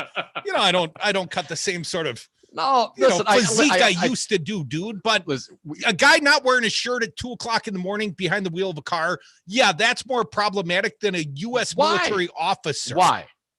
Because of the choices they've made. So my Just choice in to go shirtless wardrobe. should give me extra harassment from the popo because I didn't dress like the military guy? Really? I mean, I disagree with that wholeheartedly. I think it's part of the problem. Well, you did not serve that in we the U.S. have in military, this and you don't realize the amount of commitment it takes personally for that guy to become a U.S. That's military got absolutely officer. nothing to do with it. What we're talking about is how the police, an agent of the state with the ability to take one's life away, treats the citizens regardless of how they are dressed. That's my position. I don't know. The guy not wearing a shirt might have just got done laying down bricks, right? He might have just got done working a 3 shifts on the construction site. You're going to tell me that guy isn't working hard, man? Come on. The problem that we have is the authority more than anything of many of these police officers and their willingness to use it, to abuse it for what purposes? To keep people safe? 844-967-2789. We are the Devil's Advocates. We'll be right back with more of your phone calls after this short break. Bad boys, what you gonna do? What you gonna do when they come for you? Bad boys, what you gonna do? What you gonna do when they come for you? There's a complete lack of respect for the law. From Wanakee to McFarland, 92.7 FM is essential radio to get you through the pandemic. We're 1 year into the COVID pandemic, and it's clear that we can't afford more obstruction from Republicans like Senator Ron Johnson. He's twice voted against COVID relief bills that would have helped struggling Wisconsin families. We can and we must provide people the relief they need to take care of their families. Together, we can create a better future. Text ACT to 668-366 to join Move On. Message and data rates may apply. MoveOn.org. Political action paid for and is responsible for the content of this advertising. Poll.moveon.org. Not authorized by any candidate or candidates committee. Hey, it's Chris and Brian here from the On the Bus podcast. Be sure to check out new episodes on devilradio927.com. We interview people who have stories to tell about living life on the road. All the odd food, internal struggles, and insane bathrooms you can handle. They may be world-traveling gods, but they're all just humans when they're on the bus. Podcasts drop every other Tuesday on devilradio927.com. No yelling on the bus! Coronavirus update. I'm Ed Donahue with an AP News Minute. Mixed results for stocks. The Dow finished down 68 points. The government is recommending a pause on use of the Johnson & Johnson coronavirus vaccine. This is a recommendation, and it's not a mandate. Peter Marks at the Food and Drug Administration says they're looking into reports of potentially dangerous blood clots. Dr. Ann Schuchat is at the CDC. For people who got the vaccine more than a month ago, the risk to them is very low at this time. For people who recently got the vaccine within the last couple weeks, they should be aware to look for any symptoms. 6 women reported clots in the days after vaccination. Dr. Anthony Fauci says there are no worries about the other vaccines from Pfizer and Moderna. You want to talk about safety. This is an extraordinary safety record that the others have. And the fact that a pause was done, I think, just as a testimony to how seriously we take safety. It's like I blinked and suddenly all my business shifted to e-commerce. Now my business hours are whenever my customers need me. My customers want everything now and faster than ever. It's a whole different world. Your business is changing. The United States Postal Service is changing with it. We're bringing you fast, reliable shipping nationwide, and we're bringing it right when your customers need it. Let's discover new routes. Visit USPS.com/new routes. The United States Postal Service. Priority, you. Diabetes, high blood pressure, anxiety meds, everyone's on them. If you're a 50-year-old male, maybe a bit beefy, or even with type 2 diabetes, $1 million of term insurance may only cost you about $200 a month. Affordable term life insurance is out there. Call Term Provider and speak with Big Lou at 800-481-1458. 800-481-1458 or visit biglou.com. Remember, Big Lou's like you. He's on meds too. Devil Radio 92.7 FM and WTTN 1580 AM. I'm Brian Kelly with your headlines.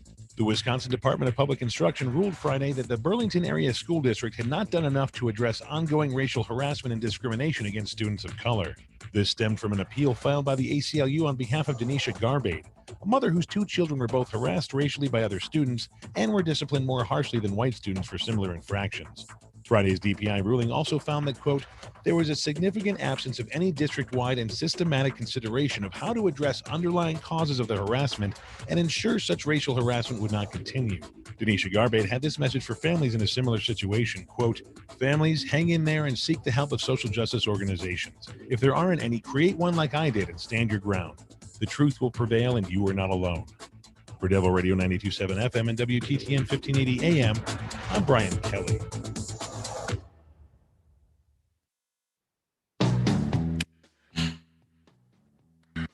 I don't know if you know the Devil's Advocates, but they are kind of a big deal. It's the time of the season. Welcome back to the Devil's Advocates radio show. I would like to think at least one of these panelists was a patriot that served his country in the uniformed services and has demanded more respect than the next guy that didn't learn the discipline, didn't serve his country.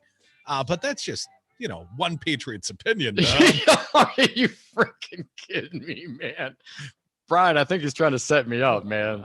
Does being, a Marine's son and sharing in the psychological trauma that he experienced that was passed down to me, does that help? No, does that count? Right? Perhaps. No, you got to live it. You got to wear the uniform yourself. But listen, I partially lived it. I lived with the consequences of it. Right. As do my children. As do your co-hosts and your producer. I mean, so I'm with you, Brian. I feel it. I would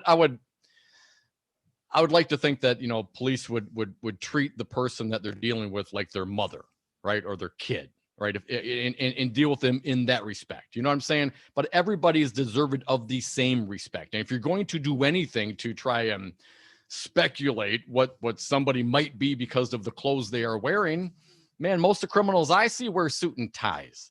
So, you know, How I'm so? just saying. How so? Look at them in the court. They're always wearing a suit and tie.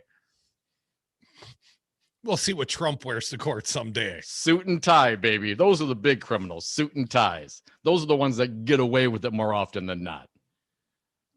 Sure. Just saying, man. But if you're a cop on the curbside, broadly stereotyping about who you're pulling over for, you know, plates that you can't quite see or whatever your rationalization is for pulling a guy over. But if I was going to, let's just say, stereotype those on the curbside, I would probably not start with the military in uniform currently guys and say, well, that's going to be our troublemaker. But is it why do you think it's the cop's job to stereotype?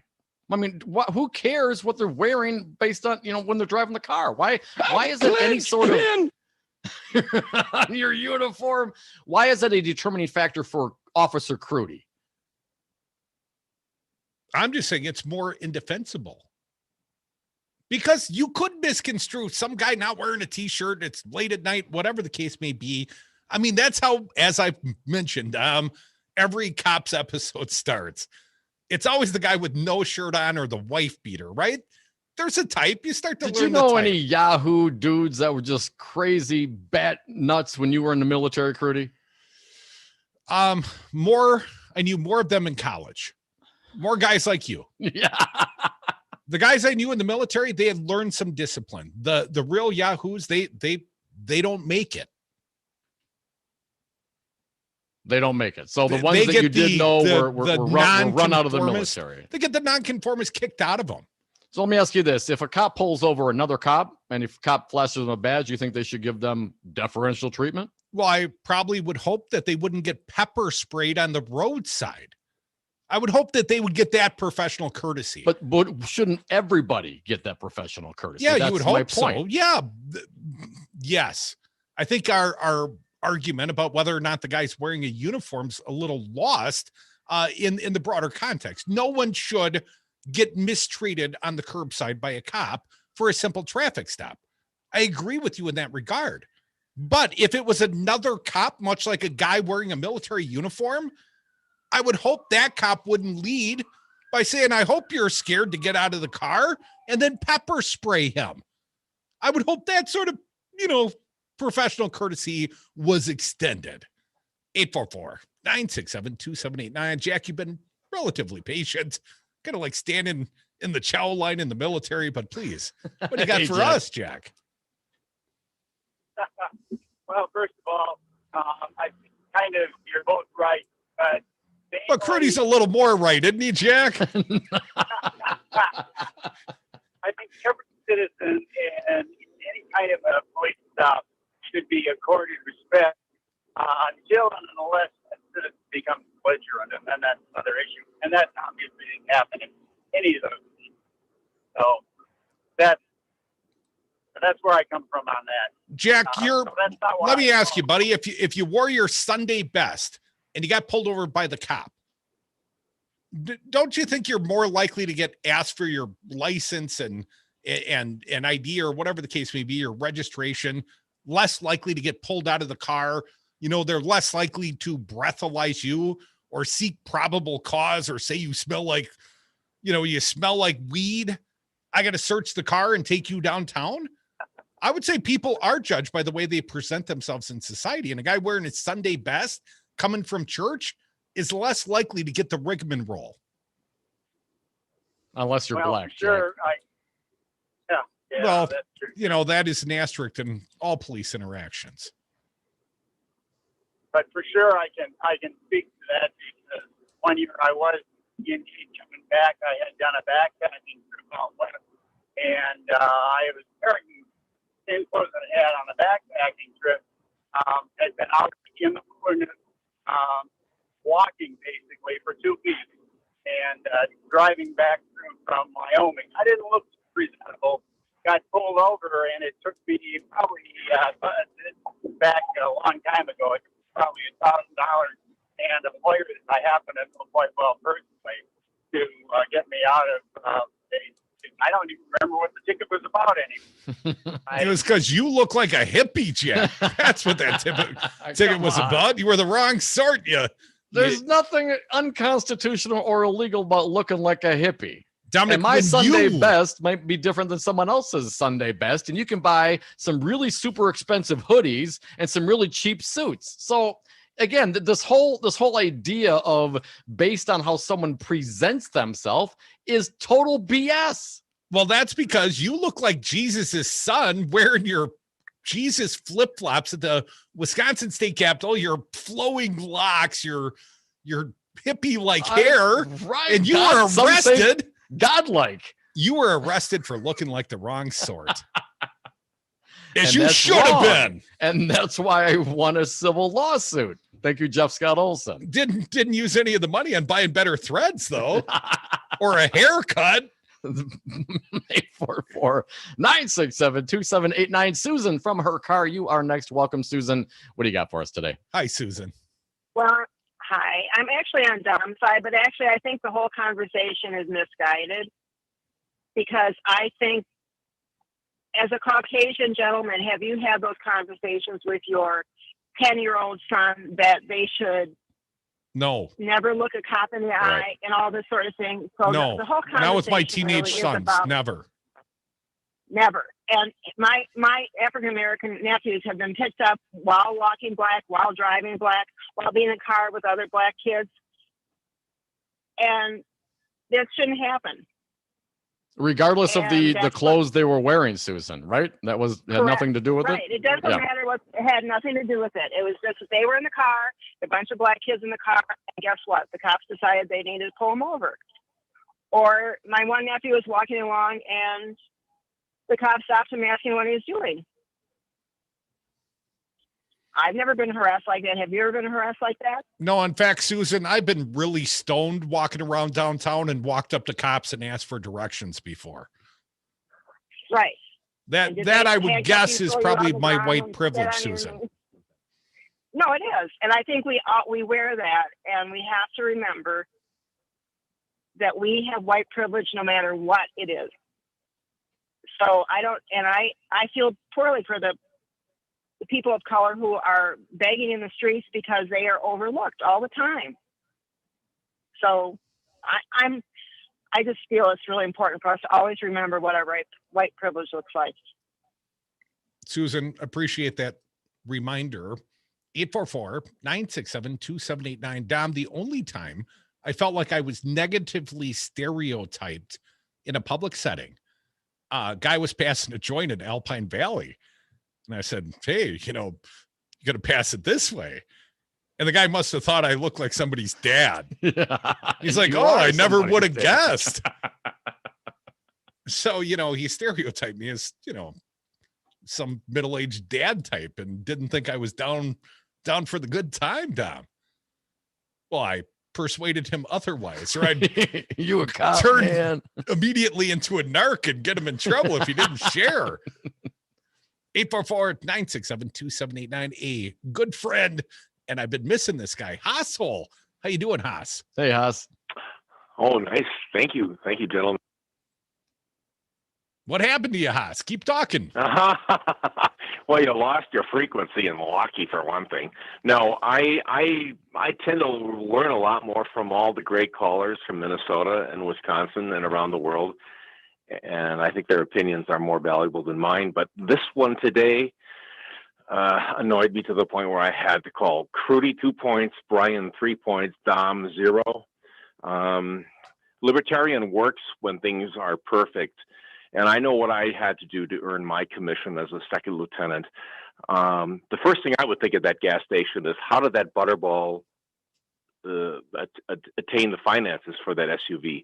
I would have asked him, who's your bank?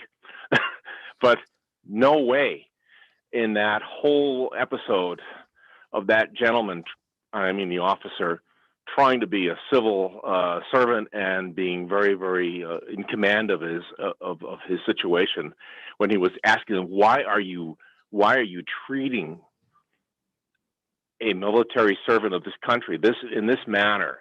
And it's not the violence of it, it's the attitude toward this guy. Yeah. And I would say that when I was teaching a 10-year-old here in Sheboygan one night how to play croquet at 8:30, he took off across the street. He said he had to be home before sunset. And I said, why? He said, because you don't know what it's like to be a black kid after dark. And all I can say is maybe only Dom has one point where I'll be on his side, and that we have one Army commissioned officer who is the opposite of all of this character, and that would be the former Secretary of State. And all I can say is that if Pompeo was an epitome of what it means to be an officer, I would say is crap on that. Nonetheless, that gentleman, that officer, did not deserve that treatment. And those officers in that state knew who he was, knew what he was about, and they made a choice, and they treated him in that manner. I'm very upset about that. Yeah. No, and I could not be more upset. And there are a few things that made me take down the American flag flying in front of our house. One was the killing of George Floyd. I put it back up upon the inauguration of Joe Biden. However, I'm not sure if this process plays out that flag will stay up. Hassel, your line's getting a little degraded. Appreciate you listening, buddy. And, that is the nation's greatest service, listening to the devil's advocates. Time for at least one more caller here. Penny from Minneapolis. Thanks for listening, Penny. What do you got for us? Hey, Penny. Well, hi. Thank you so much for taking my call. I have 3 points.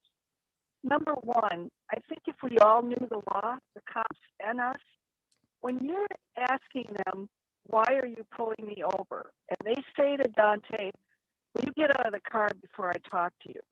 I don't think that's quite legal. I think they have to tell you.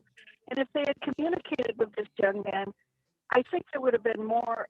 He would have been treated better. He would have explained, oh, my mom is on the phone to give you insurance. He had a lot going on. His brother he talked to called mom, and he's scared. I mean, we're all scared when the cops when they pull us over. I definitely think it was racial profiling, and I think the problem is a lot of the cops think everyone of color is a criminal right off there. And if not, they also are afraid of them, like Philando Castile in St. Paul that was killed in a second for reaching for us. My third thing is we had a meeting at work today with about 12 people in my job, some of color, some immigrants, some black.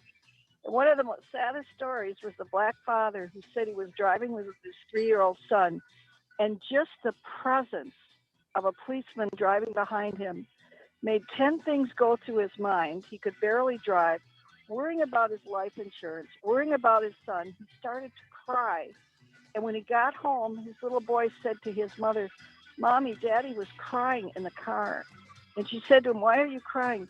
He said, because I'm so worried. If a policeman would pull me over, will I survive it? And Penny, so sorry to cut you short. More Devil's Advocates. Brett Johnson from AM 950 joins us next.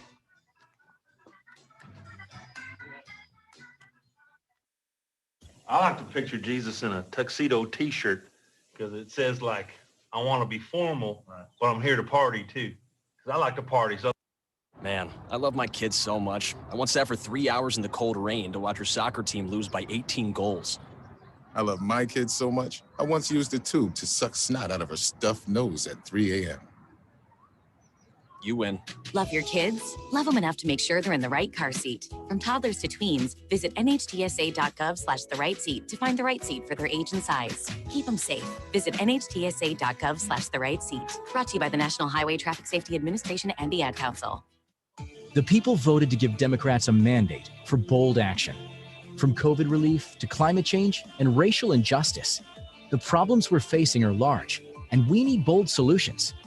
We can't afford more obstruction from Senator Ron Johnson and the Republicans. Text ACT to 668-366 to join Move On.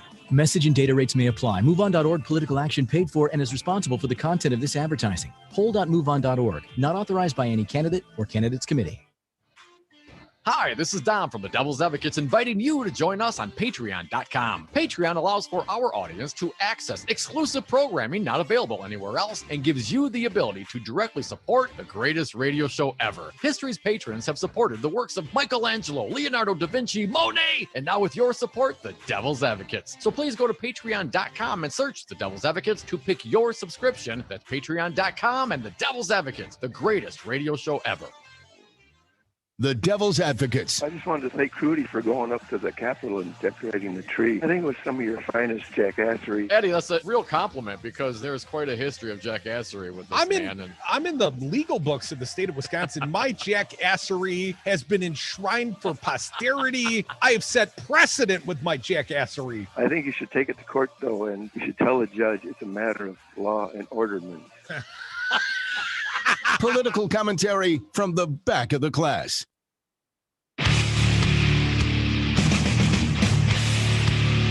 The Devil's Advocates, radio for the 99%.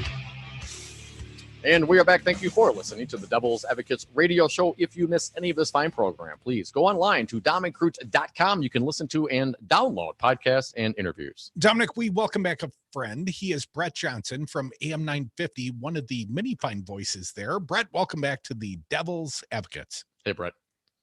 Hey, guys. Thanks for having me back. Well, Minneapolis and the Twin Cities have been staying quite busy. Let's start with the Derek Chauvin trial. Been a few days since we've spoken on the topic. My understanding, the prosecution has rested, and now it's the defense's turn. And they are certainly casting a different light with the witnesses being called to the stand today.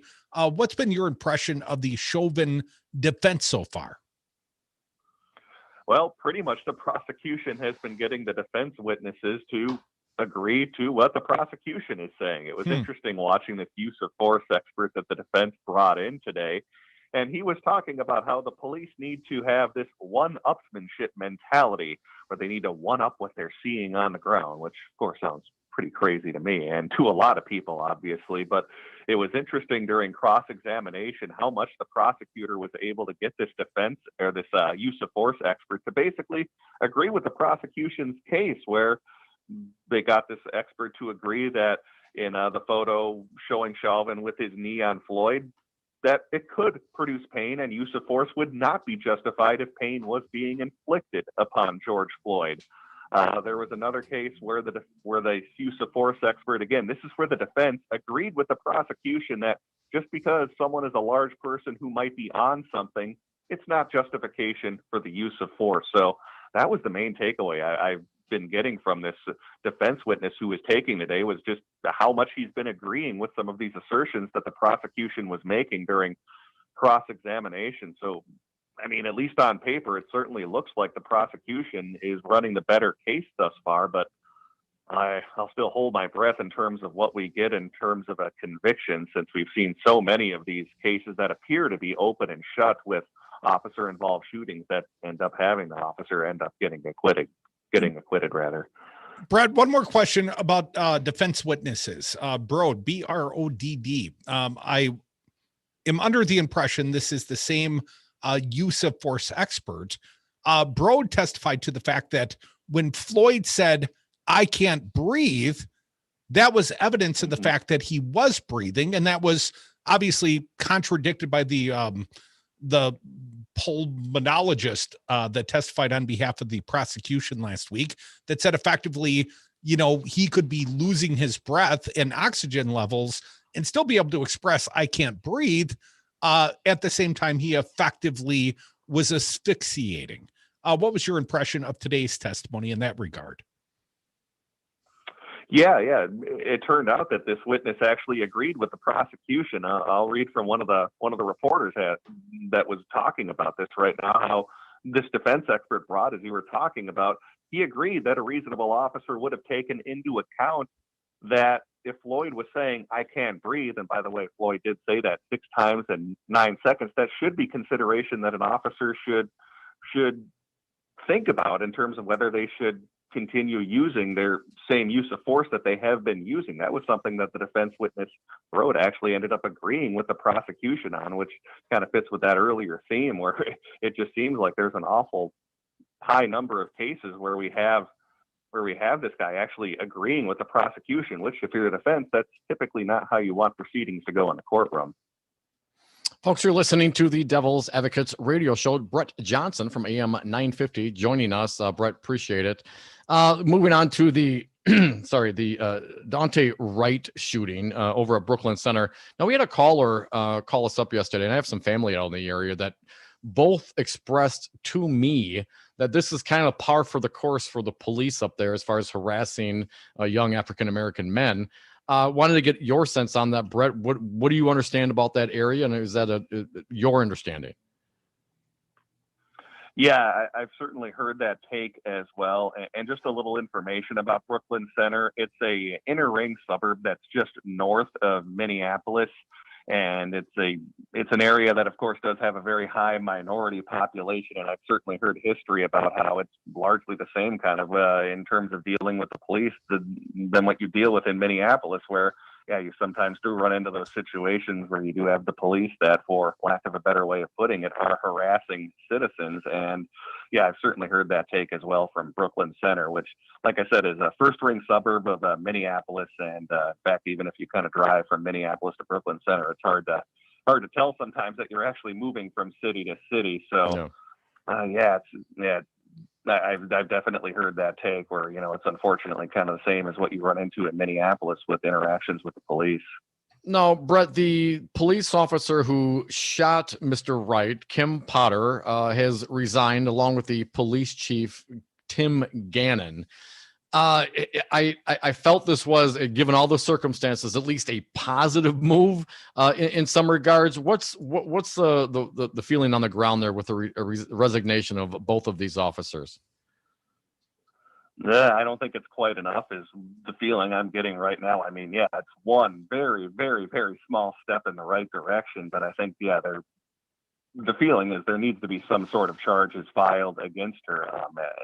At the very least, I think you can argue that it's a manslaughter charge, but I think murder could certainly, possibly be a charge as well, especially when you consider the fact that she claimed that she accidentally fired her gun instead of a taser. And we had a caller, I think, astutely point out yesterday that how could you not know that it was a taser or that it was a gun instead of a taser, especially if you consider that you would normally have to take your safety off your gun. So that would mean she would either have taken her safety off her gun or was walking around with the safety off of her gun the entire time, which is terrifying to think about if we have a cop that's walking around with a gun that doesn't have their safety on. So yeah, I think certainly that's a step in the right direction, but not nearly far enough, I think, to have her fired thus far. Brett Johnson, our pal from AM 950. Brett, my understanding, the medical examiner ruled the Wright shooting a homicide. Does that have a particular meaning under law as you understand it? Not that I'm entirely aware in terms of how charges might be filed. Something that is interesting to point out with the way charges might be filed is that this was just an agreement that was reached last year among 5 counties in the Minneapolis-St. Paul metro area, where basically if you have an officer involved shooting, the home so-called prosecutor can't file the charges or pursue the case. It has to be someone from an adjacent county. So in this case, even though this case happened in Hennepin County, it'll actually be pursued by the Ramsey County attorney, which includes St. Paul and some of the other suburbs. So yeah, it remains to be seen what the next steps are going to be in terms of those legal proceedings. But you are correct that the examiner did rule it was a homicide. Chauvin, do we have a timing on the Chauvin defense? Brett, we're like down to 30 seconds. Yeah, from what I've heard, this case has been moving very, very fast with the defense. There was some thoughts that perhaps we could even get into closing arguments by next Monday, but I think this trial is moving a little bit faster than I think some of the people who follow these types of trials were anticipating. It's definitely gone at a very quick pace. Keep listening on AM 950. Matt McNeil will be next. We appreciate Brett Johnson checking in from the cities. Stick around, more of the Devil's Advocates radio show, the 4 o'clock. Rocker, we gave the people live music. Isn't that what they wanted? Of course not, Jimmy. Give the people live music and they'll set up a brat stand with a beer caddy. Will Rocker get his beer and brat? Catch MaxInc Radio this Saturday evening to find out. We'll have the best of local music from Wisconsin and live music performed in the Devil's Lair. Go to MaxIncRadio.com for the live music schedule. MaxInc Radio starts at 6 on Devil Radio 92.7 FM. Did you bring a lawn chair, Jimmy?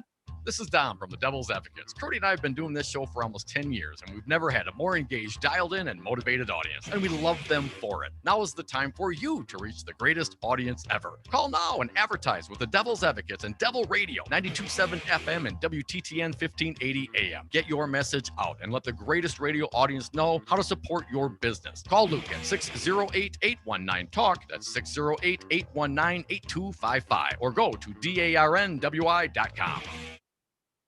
You are listening to WTTN Columbus, W224EG Madison, always streaming at doubleradio927.com.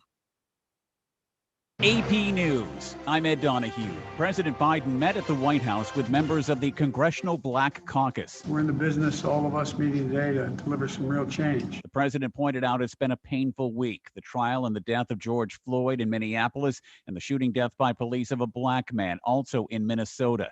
The police chief and a police officer involved in the shooting, Kim Potter, have resigned in Brooklyn Center, Minnesota. Mike Elliott is the mayor. I do not know if she got wind of an impending termination or not. Police believe Potter thought she was tasing Daunte Wright when she was actually holding a gun.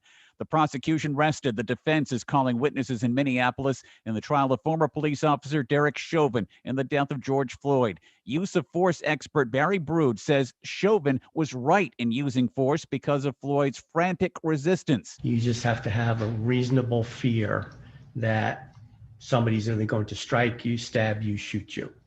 So you try to plan to deal with the imminent threat. It contradicts thinking by authorities from both inside and outside the Minneapolis Police Department.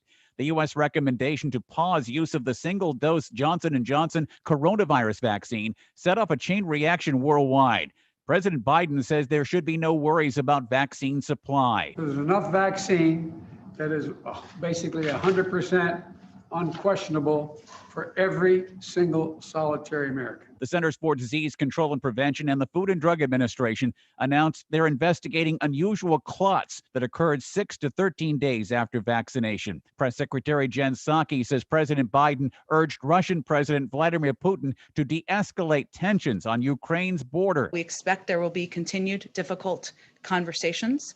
And we are prepared to confront those. Stocks ended mixed. The Dow down 68 points. This is AP News.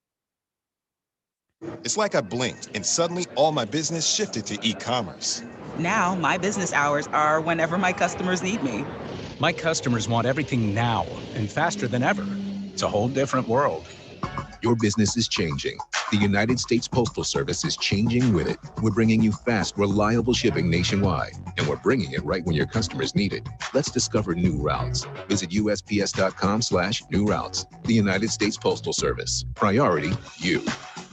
Diabetes, high blood pressure, anxiety meds, everyone's on them. If you're a 50-year-old male, maybe a bit beefy, or even with type 2 diabetes, $1 million of term insurance may only cost you about $200 a month. Affordable term life insurance is out there. Call Term Provider and speak with Big Lou at 800-481-1458. 800-481-1458 or visit biglou.com. Remember, Big Lou's like you. He's on meds too.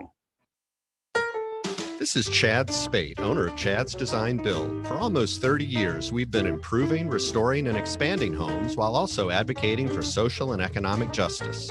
Most of our clients want to build back better, while some want to make their old house great again. At Chad's Design Build, we'll listen to your needs, carefully assess your home, and then provide thoughtful solutions which respect you, your home, and your budget. We are proud of the relationships we have built. On behalf of Chad's Design Build, thank you. Hello, I'm Sue Peck with Evolution Financial. Have you found yourself at that tipping point where you realize your finances have become just a bit too complicated? Or maybe you have so much on your plate and you'd love to focus on and support the passions that are most important to you. If you're looking for a local, independent, fee-only fiduciary financial advisor, contact me, Sue Peck, CFP professional with Evolution Financial. Search online for Evolution Financial Madison. Evolution Financial is a registered investment advisor with the state of Wisconsin. Stream Progressive News and Talk 24/7, as well as download exclusive podcasts and interviews at devilradio927.com. That's devilradio927.com. Hi, this is Dom from the Devil's Advocates inviting you to join us on Patreon.com. Patreon allows for our audience to access exclusive programming not available anywhere else and gives you the ability to directly support the greatest radio show ever. History's patrons have supported the works of Michelangelo, Leonardo da Vinci, Monet, and now with your support, the Devil's Advocates. So please go to Patreon.com and search the Devil's Advocates to pick your subscription. That's Patreon.com and the Devil's Advocates, the greatest radio show ever. Wash your hands, avoid sick people, and touching your face. There are everyday actions to help prevent the spread of respiratory diseases. Visit cdc.gov/COVID-19. Brought to you by the National Association of Broadcasters and this station. Devil Radio 9827 FM and WTTN 1580 AM. I'm Brian Kelly with your headlines. Monday, the Wisconsin Supreme Court heard two environmental lawsuits. The cases involve the DNR's authority to protect groundwater from pollution and overuse. This decision will likely be used as a precedent for the balance of power between politicians making laws and the experts within state agencies tasked with carrying them out. At issue is a 2011 law known as Act 21 that says state agencies can't take any actions that aren't explicitly authorized by the legislature. A decision that the law limits agency discretion could force departments across state government to spend years writing new rules to give themselves the authority to impose regulations on a case-by-case basis. Justice Rebecca Dallett pointed out that process could take 30 months for every possible condition. For Devil Radio 9827 FM and WTTN 1580 AM, I'm Brian Kelly. Warning, you are about to listen to the greatest radio show ever. And due to contractual obligations and to shield our airwaves' corporate licensees from any semblance of liability, responsibility, and gullibility, we must tell you the views represented on this show are not necessarily those of this station or its management. This radio show contains differing points of view on current political topics, and due to the nature of its contents, it should be heard by everyone. Thank you for listening. 3, 2, 1. Now live from the heart of liberal Wisconsin, where the political party is just beginning, welcome to the Devil's Advocate Show. Best friends proving it's never personal, only politics. Please allow me to introduce myself. Now here are your hosts, Dom and Crute. Welcome back to the Devil's Advocates radio show, sliding into the happier 4 o'clock happy hour. Woohoo! Dom, you've reset the background to a bar. It's a happy hour, man. You know what I'm happy about today, Dom? And what's that, Mike? So rarely am I truly happy in this world, but today is one of those rare days. Circle it on your calendar. It's 4/14 Eve. So tomorrow we'll celebrate All Things Milwaukee on April 14th, 414, you get it? But today, Dom, I got to tell you a little story. You know, there's this money, and the Wisconsin Supreme Court overruled the governor of the state of Wisconsin, threw out his emergency mandate for wearing masks. But in part, Evers was motivated not just by science, but by federal funding for the SNAP program.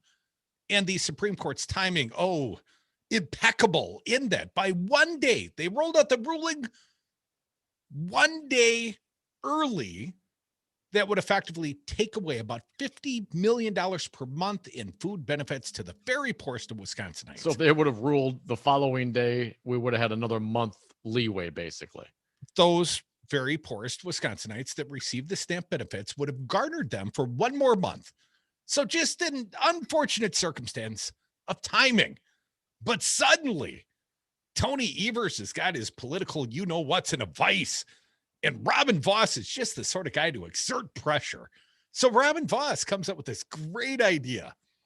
He's going to force feed Tony Evers back a piece of legislation that he already vetoed. Hell, he's going to overrule the veto, which would extend the emergency mandate, but with all sorts of Republican poison pills. And hell, Robin Vos is even looking for a little Democratic support. And this was the the very proud news of the Speaker of the Assembly. I got you right by the short hairs, Tony. Suck it, Tony Evers. And then Evers did something entirely unexpected. He did an end around on Robin Vos and effectively solved the problem with no Republican assistance. He did the right thing by the poorest Wisconsinites. He has restored the funding from the federal government. And at the very same time, he gave Robin Vos a big middle finger. Tom, this is a win for the people of the great state of Wisconsin. This is a win for Tony Evers. And I got to tell you, I'm a little happy to report it. Why don't you get us started? Oh, Crudy, what a beautiful about the good news. setup. I love it. Patrick Marley and Molly Beck reporting in the Milwaukee Journal-Sentinel. Federal authorities have signed off on a deal that will preserve about $50 million a month in federal aid to provide food to low-income families in Wisconsin. The U.S. Department of Agriculture told the Hunger Task Force in Milwaukee on Tuesday that families in Wisconsin would continue to receive assistance after reaching an agreement with the administration of Democratic Governor Tony Evers. Doesn't Robin Vos get a say over that? Wait. Shouldn't the legislature get to vote on whether or not Tony can make a deal with the federal government? How dare they? The agreement means poor families will continue to receive extra aid in May that they were at risk of losing because of a recent court decision. Details of the arrangement emerged shortly after Assembly Speaker Robin Vos offered a plan, Crudy, to restore funding for the program that was all but certain to fail because it included provisions opposed by Evers and other Democrats. Well, Dominic, more accurately, Vos offered more of a plan for a plan. Right. They're very good at that. And the timing. Oh, Evers. He just waited till Robin rolled it out, and then he stabbed him right in his Republican back. The plan offered by Vos, never going to, here, take this old legislation that you already vetoed, give me some Democrats to vote for it, and, we'll be able to restore the funding for the poor people, and we'll be able to stick it to you with the other poison pills. Great plan, Robin Vos. Crudy, Congress last year gave states additional funding for food assistance if they declared emergencies because of the coronavirus pandemic. Wisconsin has been receiving about $50 million a month in extra funding because of that program. But 2 weeks ago, as Crudy noted, the Supreme Court in a 4-3 ruling found Evers no longer has the power to declare COVID-related emergencies, and that set the stage for families to lose the additional funding starting in May.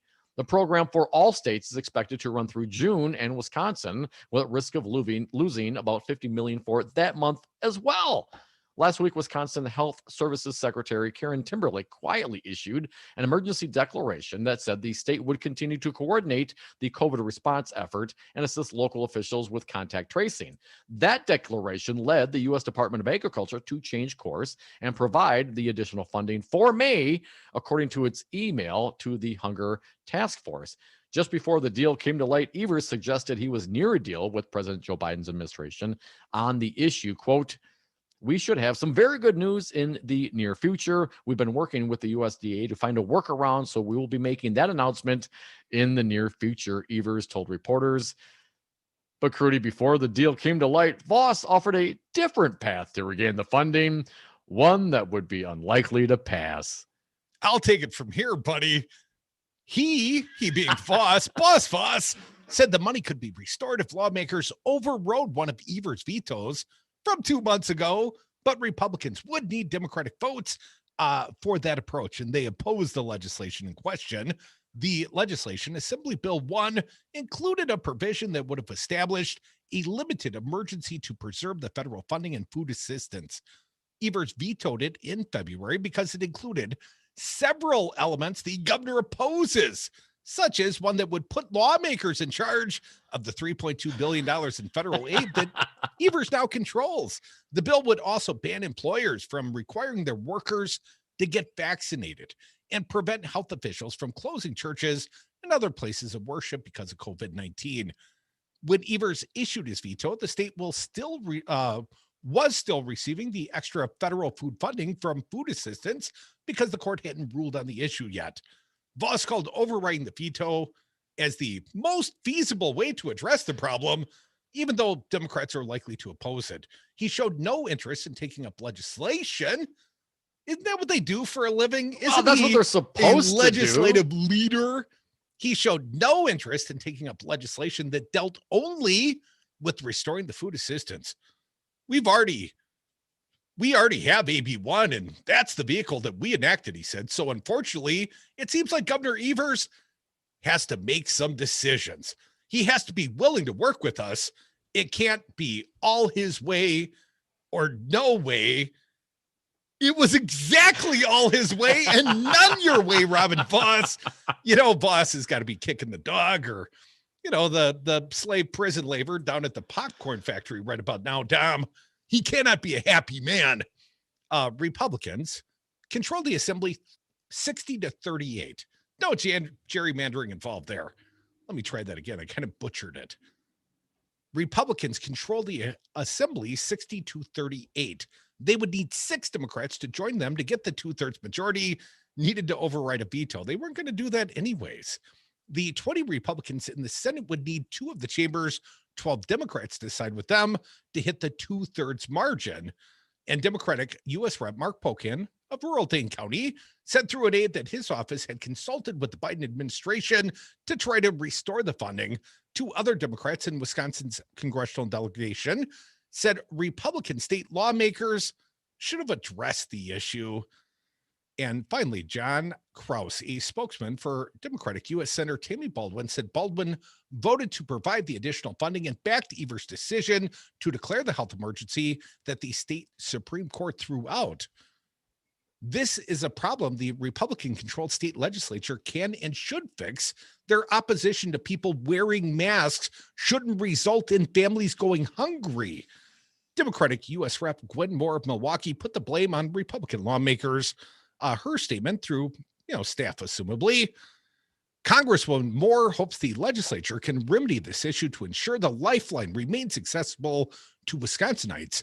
This is the consequence of GOP justices on the state Supreme Court and GOP legislators politicizing the pandemic and blatantly disregarding COVID-19 precautionary measures. Yes, they're guilty of all those things, Gwen. And they were also guilty today, apparently, of underestimating Tony Evers. Wow. This is perhaps the greatest political achievement of Tony Evers' first 2 years in office. Well done, Tony Evers. At least as far as the federal program is concerned, another $50 million for 2 more months. My math says that's $100 million to go to help the poor, feed the poor. That's a great thing. And that is exactly what Speaker Robin Voss was holding hostage. And what did he want in order to release that $100 million for poor people to eat? Well, he wanted control over the $3.2 billion of the American Recovery Act that the state of Wisconsin is getting. I've got to admire the fact that Tony Evers did not negotiate with terrorists. Dick from Madison, welcome to the Happier Happy Hour. What do you got? A little happier now, Dick. Welcome. Oh, come on, guys. You're giving them too little credit. Who's that, Voss or Evers? No, the governor. An end around? That's a double reverse, he called. And pulled it off. That was like a holy mackerel play. Oh, my gosh. All credit to Tony Evers in this regard. I mean, this is a big political coup. He did it for Wisconsin families. He did the right thing, and he didn't do it by negotiating with the terrorist Republicans. That's a win-win, Dick. Now I got to disagree with you on something. Uh-oh. Earlier you said that these people are weeded out of the military. How in the hell do you explain those people at the insurrection, many of whom were former military people who served full, ups in the military? And then they got weeded out, Dick, just like your correction of me. A great point, Dick. Thank you for making it. Wonderful observation. I really think Dick should consult with me in the future if he's got corrections to make to this fine broadcast. I don't think he should be doing ends around and talking to Dom right on the air and stuff like that. So anyways, the happier 4 o'clock happy hour. Good news, Tony Evers. Fine job. Holy mackerel. I am quite impressed. Come back with us. Hope you remain quite impressed. You want to punch me right now, but you won't. We really don't know if I have the authority to do that. Why don't you punch me in the face? Holy mackerel, folks. Hi, this is Brad from Zero Res. If you need someone to help with your carpet cleaning, business or residence, please give us a call. We have the best system available and an amazing team of friendly technicians.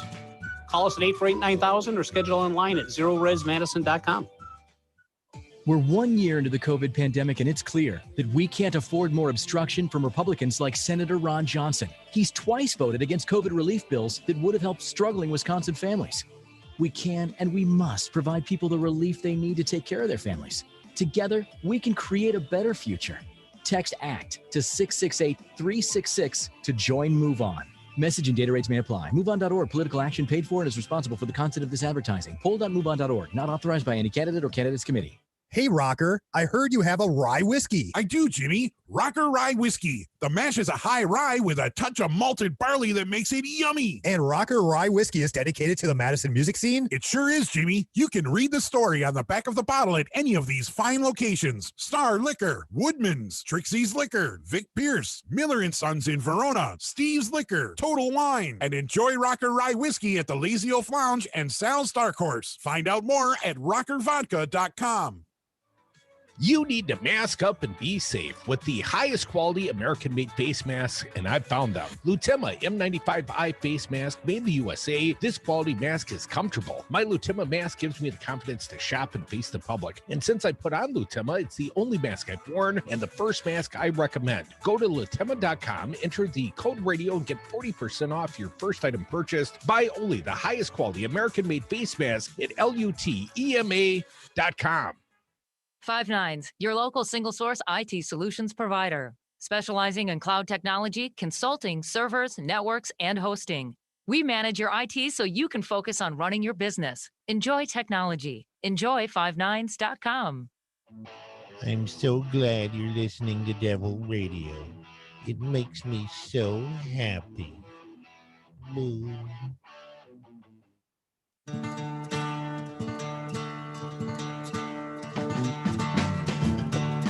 When they go low, we get high. Tom and Krutz are the devil's advocates. Because we're very high. And we are back from the 420 break. Thank you so much for listening to the Devil's Advocates radio show. Be a part of this fine program. Give us a call, toll-free, talk, or text 844-967-2789. Dominic, I was so pleased as punch about this reporting of Tony Evers with the win-win. Not only has he restored the $50 million a month for Wisconsin families in need of food assistance during a pandemic, he did so by doing an end around on Robin Vos, going directly to the Biden administration, made a deal without negotiating with the terrorist Robin Vos. I was so pleased. I double posted it, Dom.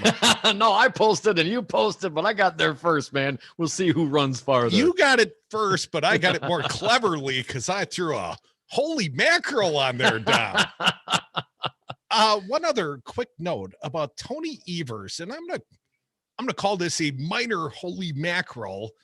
Tony Evers, I got a press release from his office today, and Tony Evers is holding a virtual Bounce Back Badger planned session.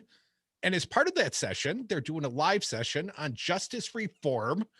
And I nearly fell out of my seat, Dom. Marijuana legalization. Yeah. Holy mackerel, folks. That will happen tonight at 6 p.m. Although tomorrow. Oh, my bad. That'll happen on 414 Day. That will happen tomorrow at 6 p.m. I'm still going to encourage you to, keep it locked right here on Devil Radio 92.7. Don't want to miss any of the fine hosts here. That would catch you right in the middle of the Native Roots Radio. And we got Pat Kreitlow coming in studio tomorrow from the Up North News. Dominic, Pat Kreitlow and his team, Kirk Bangstead and Kristen Bry, they're doing their second Up North News podcast live on the radio. That'll happen Wednesday night. That's tomorrow night, sometime after Tony Evers has his legalized marijuana bounce back better live listening session. I suggest all our listeners get high and Dial in the Zoom call. Crudy, from Evers Presser, the Badger Bounce Back agenda proposes legalizing marijuana in the state of Wisconsin. Legalizing, regulating, and taxing marijuana, much like we already do with alcohol, would ensure a controlled market, safe product, and would generate an estimated $165 million in new tax revenue starting in 2022. That would allow the state to reinvest some of that generated revenue into communities through the Community Reinvestment Fund, with the explicit goal of helping communities that have long been disproportionately impacted by marijuana enforcement. Additionally, this proposal would modify criminal penalties for marijuana-related crimes to align with legalization and creates a process for individuals serving sentences or previously convicted of marijuana-related crimes to have an opportunity to repeal or reduce their sentences for nonviolent minor offenses. Yes, fantastic. Legalization, regulation, taxation. I think somebody tweeted us out. I think maybe it was perhaps Senator Larson from Milwaukee. That Illinois received like over $200 million, $205 million in tax revenue in 1 year. In 1 year of legalization, over $200 million. Dom, I can tell you, this time a year ago, in anticipation of the 420 holiday observed, I was down in Illinois. I was in Rockford. The lines at the dispensaries then were about 2 to 3 hours long. Oof. So I can tell you with some specific eyewitness, credibility, that it was an inefficient process. It got much, much better. The dispensaries just south of the border now, you go in, you come out. They are turning money much quicker now than they were a year ago at this time. Sure. And I wonder how much of that $200+ million tax revenues has come from the state of Wisconsin. Well, I got some receipts, Dom. I'm just telling you. And I would also point out there were 3 states this week, effectively, I guess New York very recently, but joining New York State in the state of Virginia was the state of New Mexico. They signed legalized marijuana, recreational marijuana into law. That's like 3 this month. 3 new states. When I was in what are we doing wrong in Wisconsin, Fancy Brian? When I was in Chicago buying in line legally, there was Girl Scout selling cookies in line to us. And I saw a lot of Bucks and a lot of Brewers jerseys in line. In fact, that was the majority of the jerseys there, more so than the Chicago ones, because most of those people would go to the closer. When you go down just south of the border, I'm telling you, you got a parking lot full of Badger plates. Out-of-state plates. Yes. Yeah. Mm-hmm. And mine's usually one of them. 844, at least when I'm there observing. 844-967-2789. Our pal Betsy. Welcome, Betsy. Hey, Betsy. Don't go full Betsy. Oh gosh, I don't have to, because you're the greatest radio show ever. I mean it. It's fantastic. Good news. Oh my God, holy mackerel. You know what's Robin Boss? Holy mackerel, folks. Didn't Robin Boss get a drink thrown in his face once? Had a beer poured over his head. Yes. Booyah, Robin Boss. Wow. I'm happy. I'm so happy. Awesome. I got hope. I love you guys. Have a good night. Yeah. Oh, thanks, Betsy. I love Betsy. Went full Betsy the other way, man. Happy and excited, and in some regards, yes, very rhetorically. Evers poured a beer over Voss's head, and for Voss to come up with this asinine idea. Hey, I know you vetoed this, and no Dems supported this, but I'm going to try to stick it to you. And I'm going to try to do that with the pressure of the state losing $100 million at least in order to help feed the poor citizens of the state of Wisconsin. I mean, this, and they had the opportunity, Crudy, as mentioned in the article. You could have gone back to the standalone bill and done something for the $100 million. Didn't want to do that either. I mean, when you have an emergency, if you don't take political opportunities, well, then why bother have the power? I would do what Cuomo did. If I were you, Robin Voss, I'd turn around and legalize marijuana quickly. Change the subject, sir. Change the subject. And generate about $200 million per year in revenue, about 10,000 permanent jobs, and keep Crudy off the highways, because I wouldn't have to travel so far for legal marijuana. And he's not a great driver. I'm okay. More devils. I am in favor of legalizing it. I've always said that. You are incredibly safe to go out. Because we're very high. Talk radio made for the 99%. Only on 92.7 FM and WTTN 1580 AM, Wisconsin's home for Devil Radio.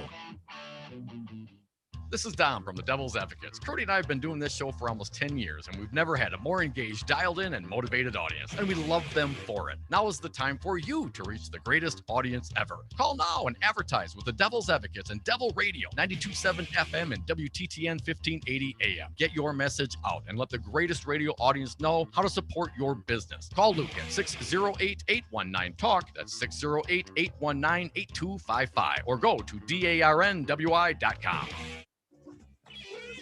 Stream Progressive News and Talk 24/7, as well as download exclusive podcasts and interviews at devilradio927.com. That's devilradio927.com.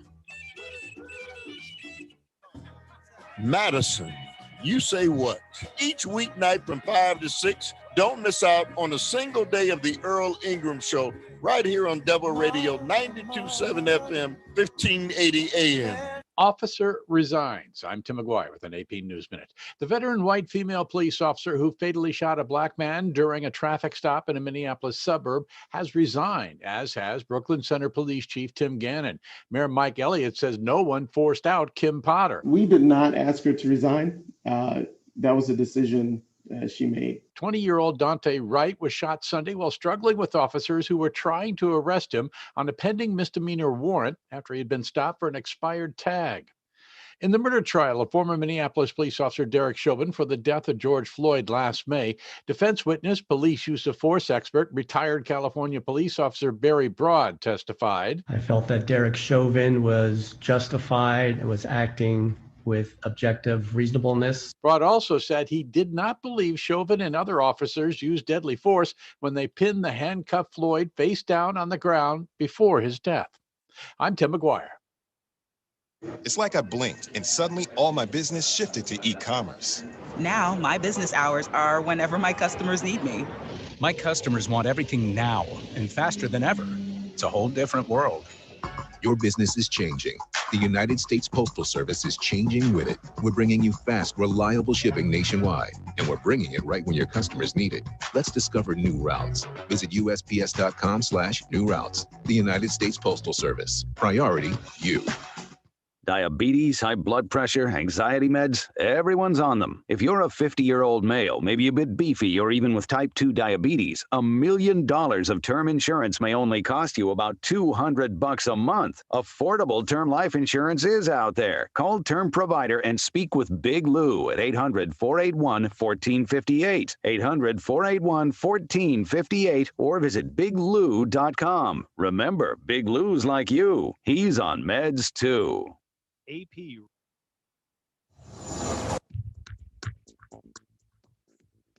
Devil Radio 92.7 FM and WTTN 1580 AM. I'm Brian Kelly with your headlines. This morning, the CDC and FDA recommended pausing use of the Johnson & Johnson vaccine after 6 reported cases of a rare type of blood clot in those who have received it. Public Health Madison and Dane County will follow this recommendation. Health officials remind everyone that this is out of an abundance of caution, having only 6 cases out of around 7 million doses of the vaccine. It is recommended to monitor symptoms for 3 weeks after receiving the vaccine and to look for symptoms like severe headaches, abdominal pain, leg pain, or shortness of breath. If you do experience these symptoms, contact your healthcare provider. Today, cloudy and chilly, high of 48. Tonight, mostly cloudy, low of 31. And tomorrow, partly sunny, high of 42. For Devil Radio 92.7 FM and WTTN 1580 AM, I'm Brian Kelly.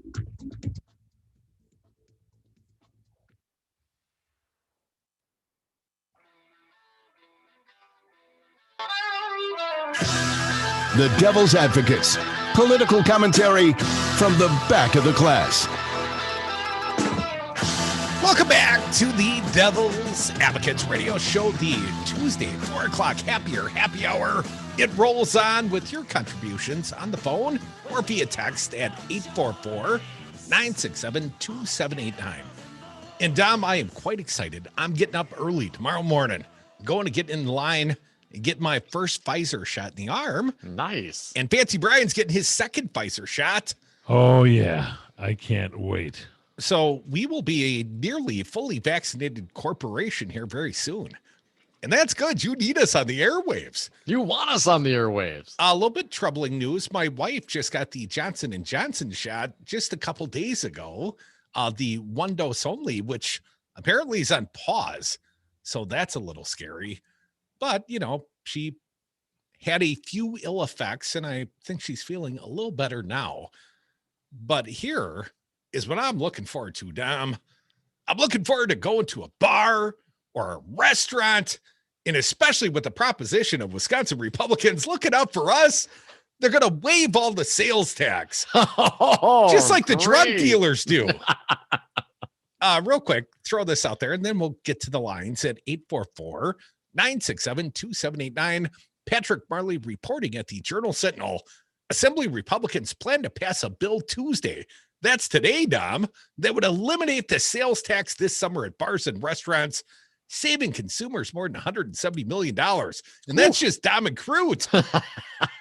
The measure would cost, I think they meant to, right? Cause the state to forego $160 million, which means it's going to cost the state $160 million.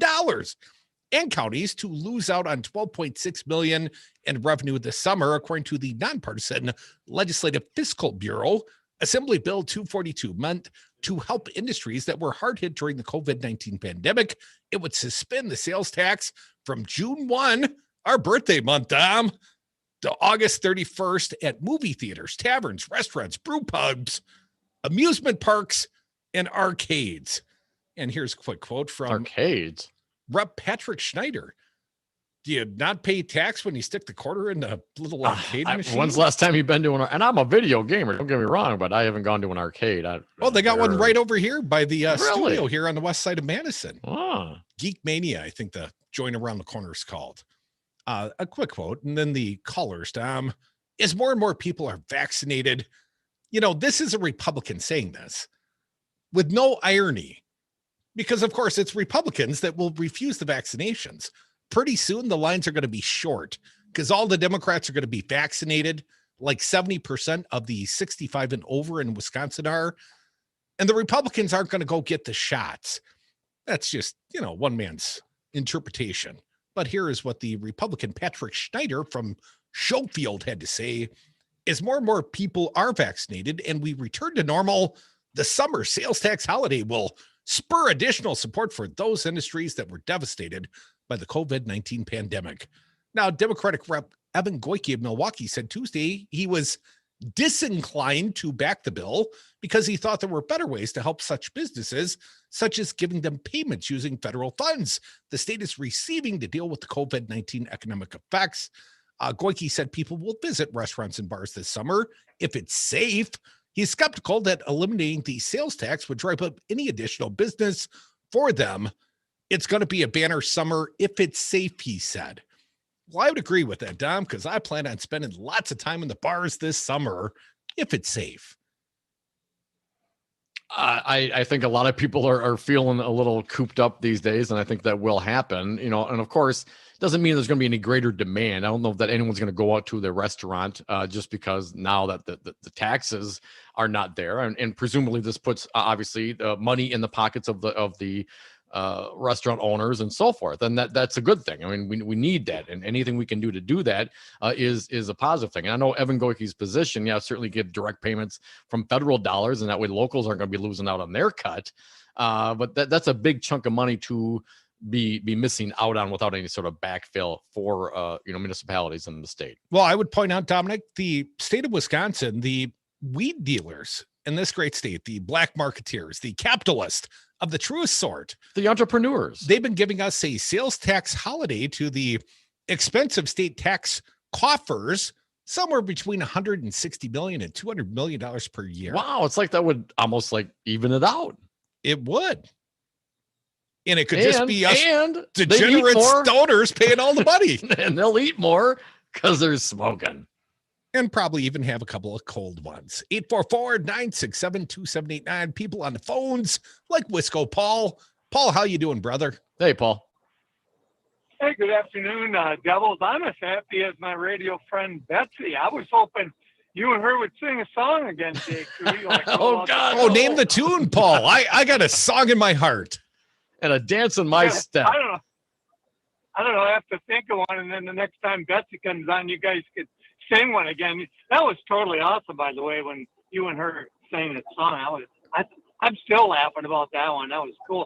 And as far as Tony, congrats, Tony. I mean, I didn't know you had this in you. You're going to run for re-election now, because between that, making Robin Voss look like a jackass, and legalized weed, you can't lose. You're a winner. You and Right. Got my vote, Paul.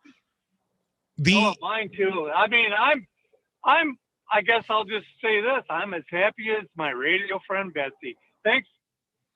Well, Paul, I just got an email from the Evers administration. In the headline, he brags, Tony Evers, today's winner in the 4:00 hour, brags that he preserved more than $70 million a month in food assistance for Wisconsin families. Wow. That is a really big number. That's $140 million.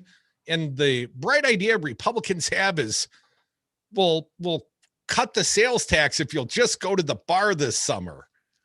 And you can get your booze to go. They won't. Yeah, roadies. Will there be sales tax on the roadies? There will be no sales tax on the illegal marijuana I purchased this summer in the state of Wisconsin. And I would gladly pay that taxation, and do the right thing. Just saying. Paul on the Beltline. Welcome, Paul. What do you got? Hey, Paul. Hey, I was just wondering why the prosecution didn't say or have an example of a person laying on the floor the way Floyd was. You mean in the trial of Derek Chauvin, why there wasn't a demonstration of what that looked like? Yeah. Well, they had the video, sir. They did play that as part of the opening. They played the actual video, the 9+ minutes of Derek Chauvin almost kneeling on the 9.5 minutes. I think, that is much more impactful. The real witness video, I think, is more impactful than a reenactment. I just got the feeling that a lot of the juries might think it was put on or something, and having somebody in that situation right in front of them laying on the floor would bring it more reality. Well, Paul, you might be right. I mean, for all we know, the prosecution team might incorporate something of that sort during their closing statements. The prosecution has rested.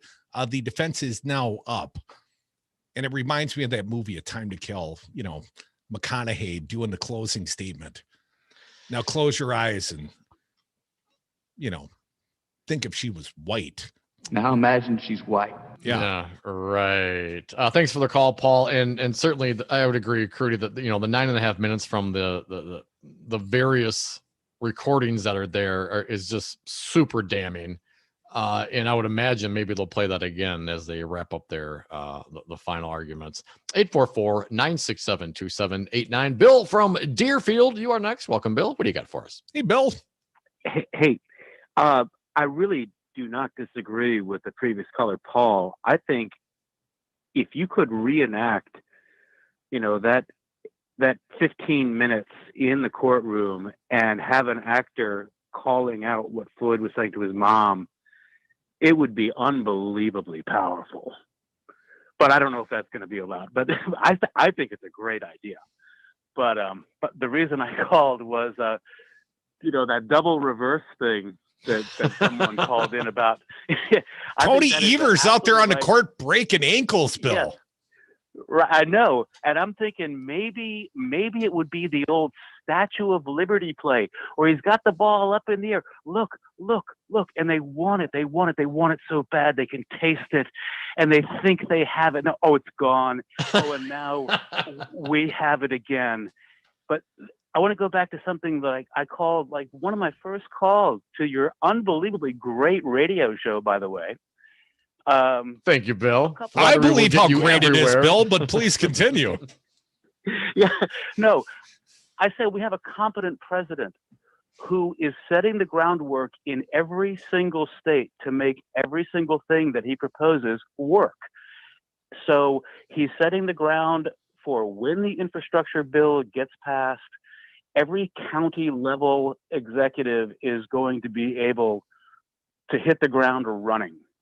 And I think this is just another example of the coordination between Democratic governors and the president.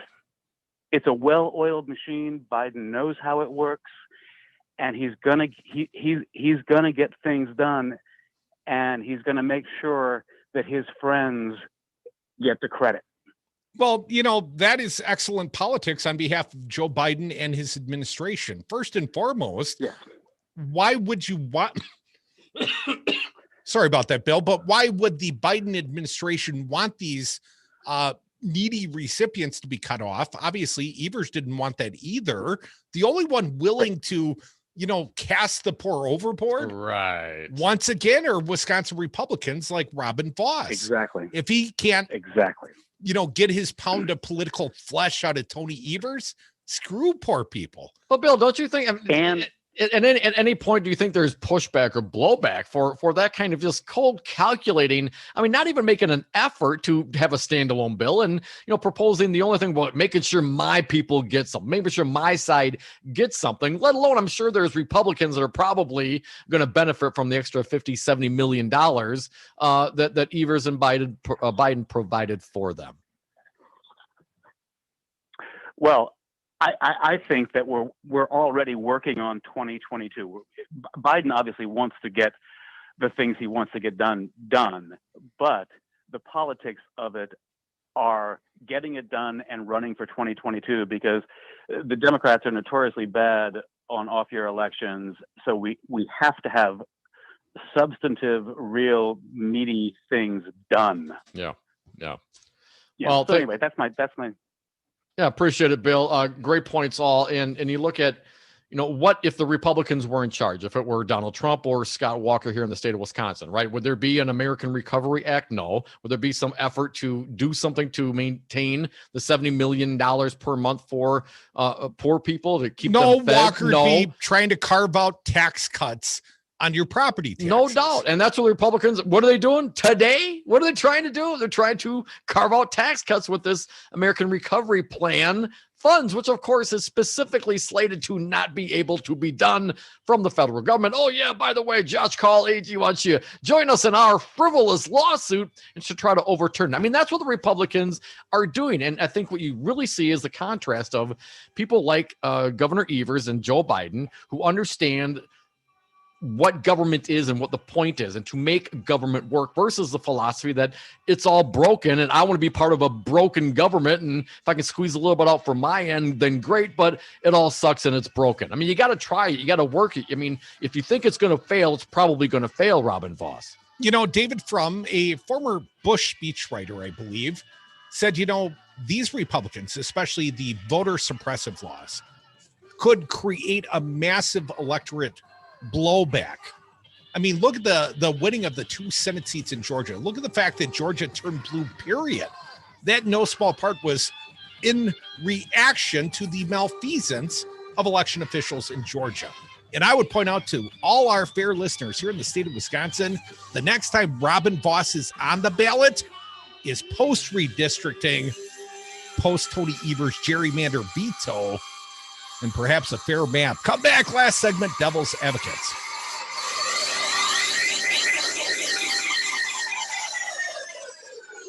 Holy mackerel, folks. But you can imagine what it'd be like if they did, right? Huh? Now imagine she's white. Wisconsin is stimulated. More than $5 billion in COVID-19 aid. That's more than $3,000 in the bank account of the average Wisconsin household right now. For the WBA. Let Devil Radio help your company benefit from the expected leap in consumer spending. Advertise here and reach our engaged local and statewide audiences while getting the exceptional value of our pandemic ad pricing. Ending soon. Go online at devilradio927.com today to get started. Vaccinations are happening. There's a taste of freedom. and people are starting to flock back into the store. This year's Ignite Glass and Gifts 420 celebration is going to be extra special. 420 Ignite pricing, giveaways, free stuff with every purchase over $30 while supplies last, and more. Madison's favorite for glass gifts and vape. Ignite Glass and Gifts, Monona Drive, Williamson Street, and Odana Road. I want to see you at our 420 sale. Understanding the needs and goals of your improvement project is something my family has done for 3 generations, and that doesn't stop when times get tough. Al Bachman here. At Bachman Construction, we've seen it all. Everything from a simple back patio to moving historic homes a quarter of a mile down the road. Give Bachman Construction a call and let us know how we can create a better value for your space today. Hey, it's Chris and Brian here from the On the Bus podcast. Be sure to check out new episodes on devilradio927.com. We interview people who have stories to tell about living life on the road. All the odd food, internal struggles, and insane bathrooms you can handle. They may be world-traveling gods, but they're all just humans when they're on the bus. This week, we sit down with world-renowned sound engineer Mike Allison, who's toured with everyone from the Rolling Stones to Beyonce. Podcasts drop every other Tuesday on devilradio927.com. No yelling on the bus! From Baraboo to Horicon, WTTN 1580 AM is News Talk Radio built for the 99%. Rural Wisconsin's home for Devil Radio.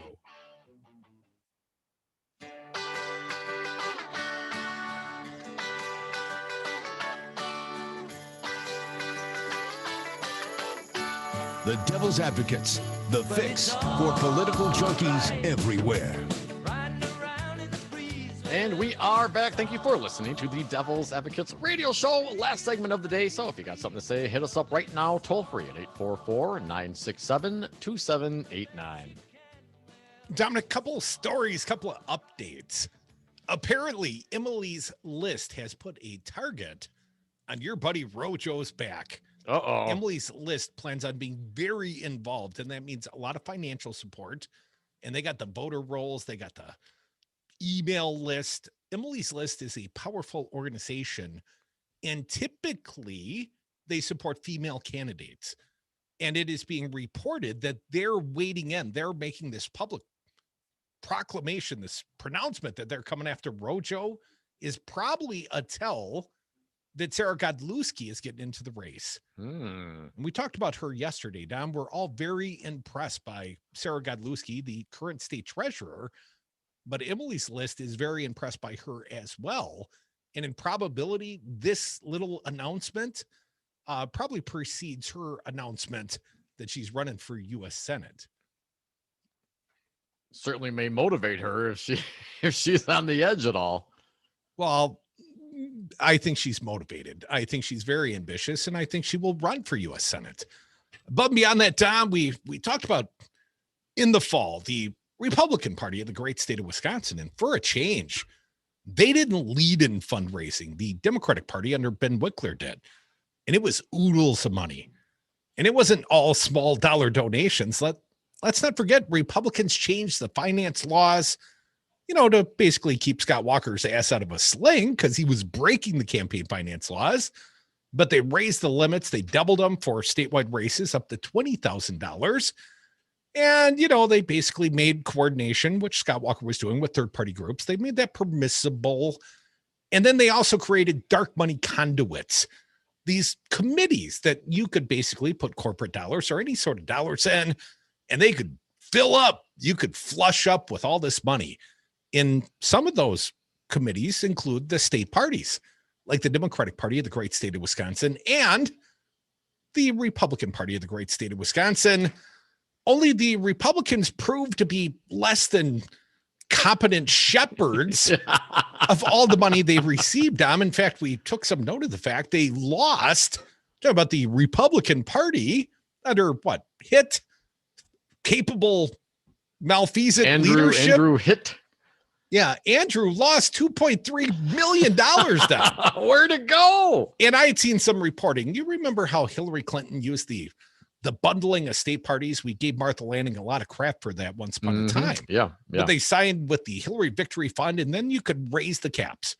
Well, Trump did something similar. He basically got together 46 state parties, and then added the RNC in his own campaign. And basically he increased the donation limits by like 48 times. So some of these donation caps were like $811,000. And then they would send the money off to the state parties, and the state parties would be responsible for turning that money immediately back into, Donald Trump's grift, the victory fund.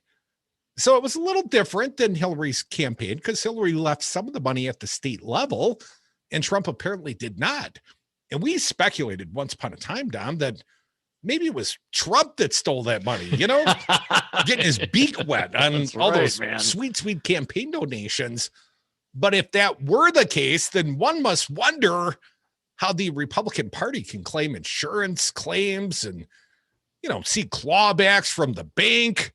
Well, either they're perpetrating further fraud or indeed they lost $2.3 million now. Which do you think's true? Oh, they lost it, man. Our friends over at West Politics found this one there. WestPolitics. Are we sure they didn't Venmo it off to Matt Gaetz? Or never know. Some girls for tuition or school. The state GOP Crudy has recovered about 40% of the $2.3 million that hackers stole in the run-up to the November election, according to a filing with the FEC. Days before the November 3rd election, Chair Andrew Hitt said $2.3 million had been stolen from the party's federal account through a cyber attack. The hackers manipulated information in emails and invoices to vendors the party was using and obtained the funds that way. In the filing with the FEC late last month, the party noted it had recovered over $943,000 to date. And how did they get it, Crudy? Through insurance and BMO Harris's bank fraud department in coordination with law enforcement. That's not recovering. That's being reimbursed for your loss. This is, I guess, the hook on that. If there is a coordination with law enforcement, perhaps there was some actual original dollars, clawed back or found. The state GOP declined comment, saying the case is still under investigation by the FBI. The party's post-election report listed 6 fraudulent transfers between October 5th and the 20th. It also amended its pre-election report in December to detail 2 other fraudulent transfers on October 13th and 14th. So 4 separate days of multiple transactions totaling $2.3 million. And, they're hitting up the insurance company and BMO for getting some of that back. Well, for at least 3 days, they thought it was Trump draining the account. Right. And then they realized they were actually being robbed. And they didn't quite know what to do about it. That's why we got insurance, right? The insurance covers that. Isn't it FDIC insured? Now when you exceed $250,000 right, in a singular account, should have spread the money into multiple accounts. It's very Trumpy of them.